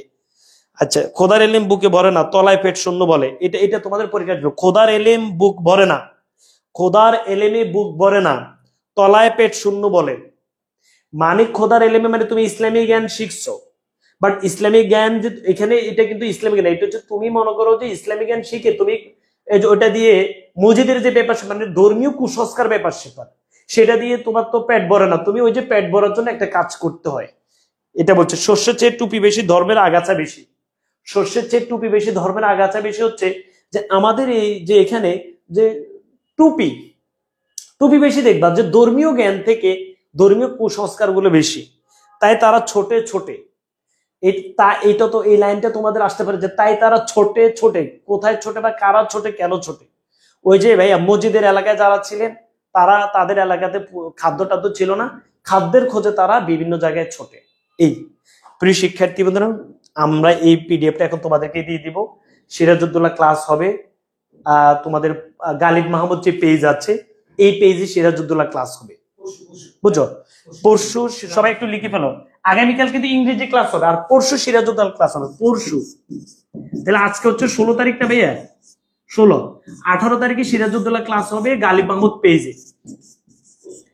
গালিব মাহমুদ, এখনই তোমাদেরকে গালিব মাহমুদ পেজের লিঙ্ক দিয়ে দিব। আর তোমরা ভাইয়ার জন্য, যদি ভাইয়ার প্রতি বিন্দু পরিমাণ ভালোবাসা থেকে থাকে, ভাইয়ার যে পেজটা আছে 5 জন 10 জন বন্ধু বান্ধবীকে একটু, ঠিক আছে, আর এই রুটিনটা তোমরা পেয়েছো, এই রুটিন আলোকে তোমাদের ক্লাস হবে, ঠিক আছে, না লাগবে না। আচ্ছা, গালিব মাহমুদ, আচ্ছা গালিব মাহমুদ পেজ আছে না, এই পেজে তোমরা তোমাদের বন্ধুদেরকে একটু শেয়ার এবং মেনশন করে দিবা, এই পেজে সিরাজউদ্দৌলার ক্লাসটি হবে, ওকে? কেন? আচ্ছা, বিষয়টা হচ্ছে আমাদের যে ক্লাসটা অনেক বেশি, আগামীকালের রুটিনটা একটু তোমাদেরকে দেখে দিচ্ছি, তোমরা রুটিনটা একটু দেখে নাও, সবাই রুটিনটা সেভ করে নাও।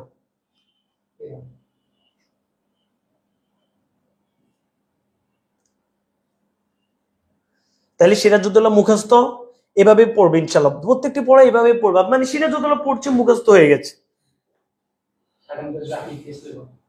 দেখো ভাই, এই যে তোমাদের 16 থেকে 23 তারিখ পর্যন্ত আমরা শিডিউল দিয়েছি, তোমাদের সকাল 10টায় মানবিক বিষয়ের ক্লাস, বিকালে হচ্ছে ব্যবসা শাখার ক্লাস, রাতে হচ্ছে যে ভাইয়া ইংরেজি বাংলা, আবার এই যে ভাই ইংরেজি আইসিটি, বুঝছো? তো আগামীকালকে হচ্ছে যে ভাই এখানে দেখো 17 তারিখ এই মানবিকের গ্রুপ, এখানে হবে ইতিহাস আর ইসলামের ইতিহাস, এখানে হবে ভাইয়া তোমাদের যাদের ফিন্যান্স আছে, আবার এখানে হবে ইংরেজি, আর রাত 10টা আইসিটি আগামীকাল।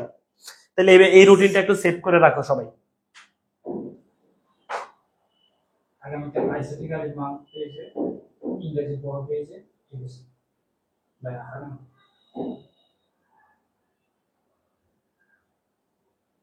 ওকে, তাহলে সবাইকে অনেক বেশি দোয়া, তোমাদেরকে আমার ভালো লাগে, আমার যা কষ্ট আমি ক্লাস নেব, ওকে? তাহলে এখন কাজ কি? এখন কাজ হচ্ছে গালিব মাহমুদ পেজ এটা ভাইরাল করে দাও। আল্লাহ হাফেজ, আসসালামু আলাইকুম।